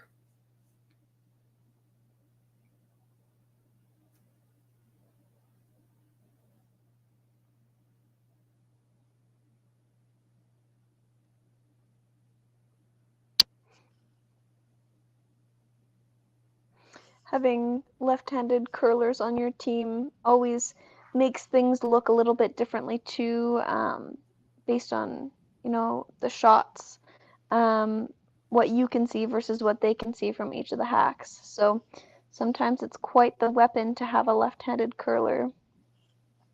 Yes, for sure.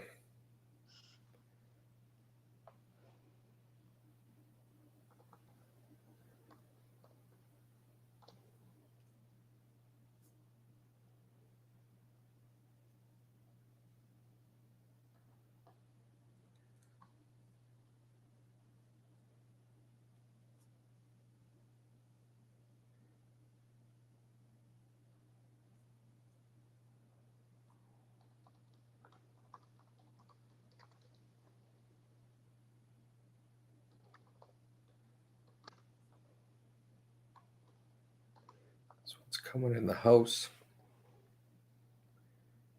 Looks a bit heavy. Looks like they've changed things up to the tap here. Not bad, but it does leave something for Pomedli to freeze to if she chooses to. Oh, she's still gonna.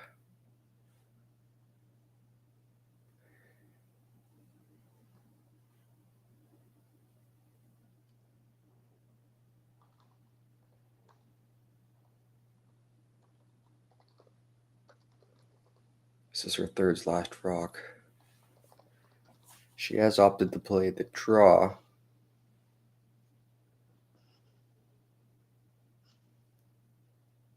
I mean, by leaving the Kleiter rocks in there, she's definitely going for the steal and the win here now.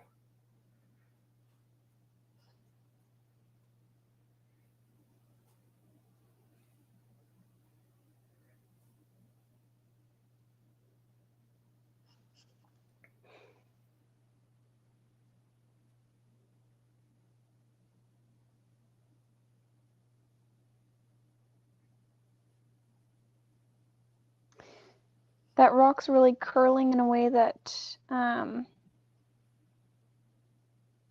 maybe it's fine. I thought the weight was coming off quicker than we had seen before.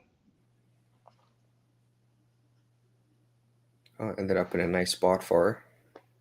Ended up fantastically. It's like Kleiter will. I'm not sure. She might be running that back. I think. Peel's okay too.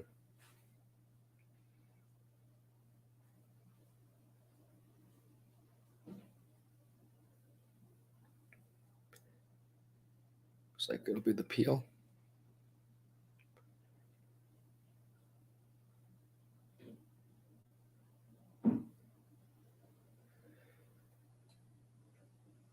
What do you think now? Do you play the guard or do you hit that one in the back and just roll to the side, and you're kind of putting a lot of pressure on her to be able to get her deuce in this end at least? Yeah, I don't know. I think they're going for the guard. That's what it But looks. I think you're right that the little hit and roll would make the deuce harder. So I think it's whatever you're most comfortable with leaving your opponent. Because with the guard on this one, she's having Maddie either go through the hole to tap hers back and out, or play something else.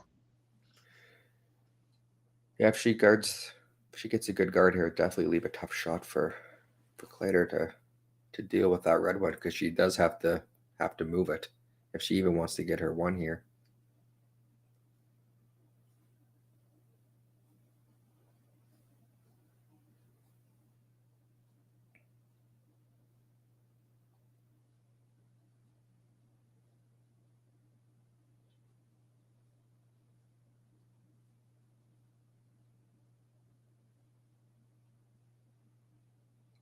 It's a good guard. She guarded the right side there. Absolutely. I wonder if it's a little high and they're thinking they can get by there, tap that red out. That's what it looks like they're thinking about.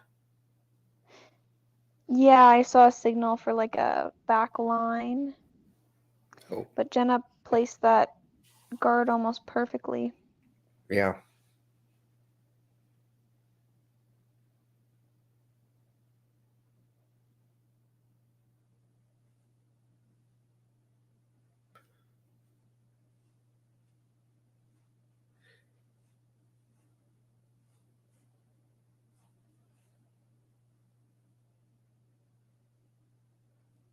Just peel the front off instead. Make her replace it.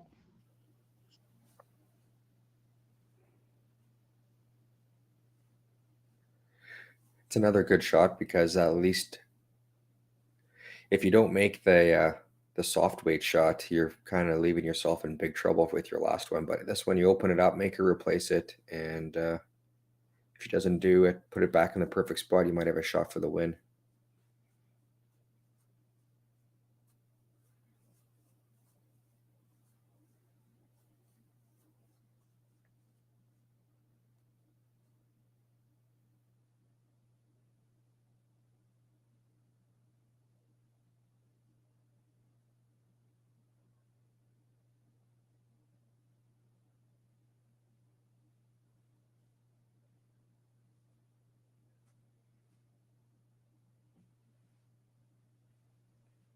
There we go. Got rid of it. Well, they're going to have a discussion. I would assume they would, because they threw the guard in the first one, they'll throw it again on this one, but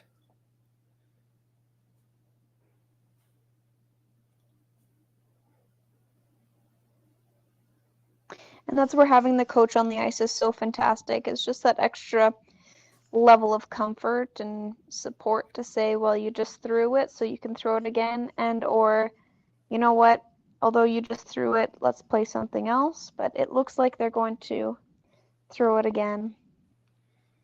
this is definitely their best chance to win it right now. Put up a good guard.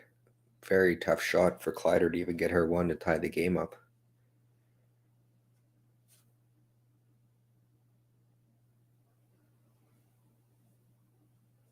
Time's definitely not a factor in this game. Over 4 minutes left for both teams.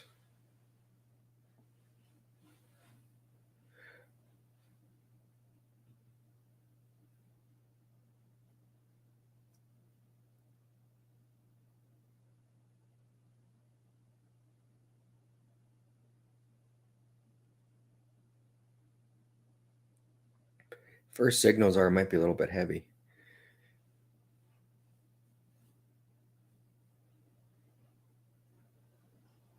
Definitely deeper than their last one. Oh, it looks like they're bringing it right in here. That's not bad. It still does the job. Mm-hmm. Definitely not an easy shot here.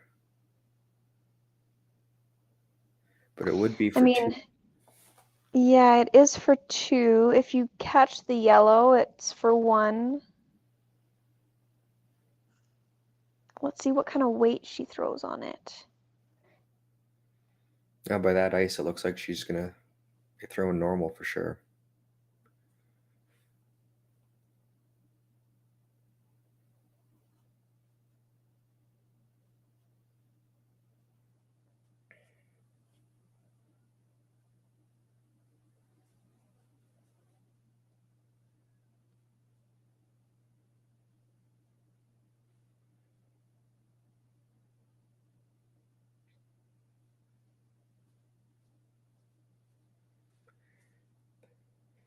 It's going to be a close one.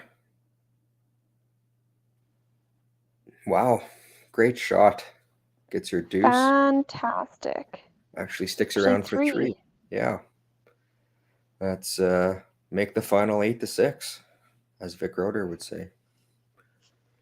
In handshakes, we have Kleiter playing tomorrow at, do you know what time the games are at? I believe that's the 10 a.m. game. 10 a.m. and then there's the 3 p.m. So for people at home, if you're wanting to tune in again, 10 a.m. and 3 p.m. Correct. And then there's also a game at 8 p.m. That would be the playoffs starting. So. Absolutely. Well, thank you all for watching this evening. Yes, have a good night.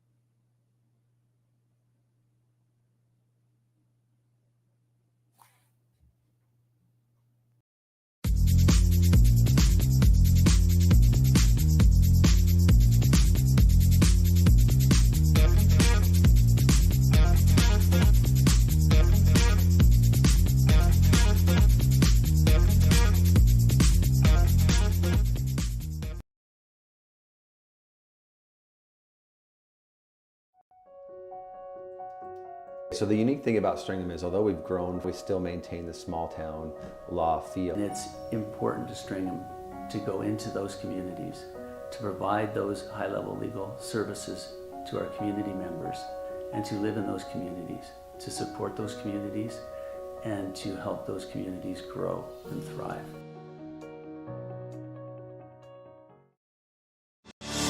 Saskatchewan, you know SaskTel because we're everywhere. Because being everywhere keeps us connected to you. With SaskTel sponsorships, we get to be part of your community. We're here with you, and we're here for you. It's easy to get started. All you need to do is apply. SaskTel cares. Always has, always will.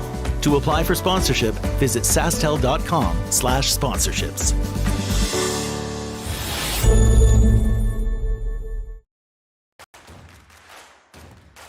Imagine being able to stream every curling game from every sheet from any event, be it your Wednesday league game, bonspiel, or corporate event.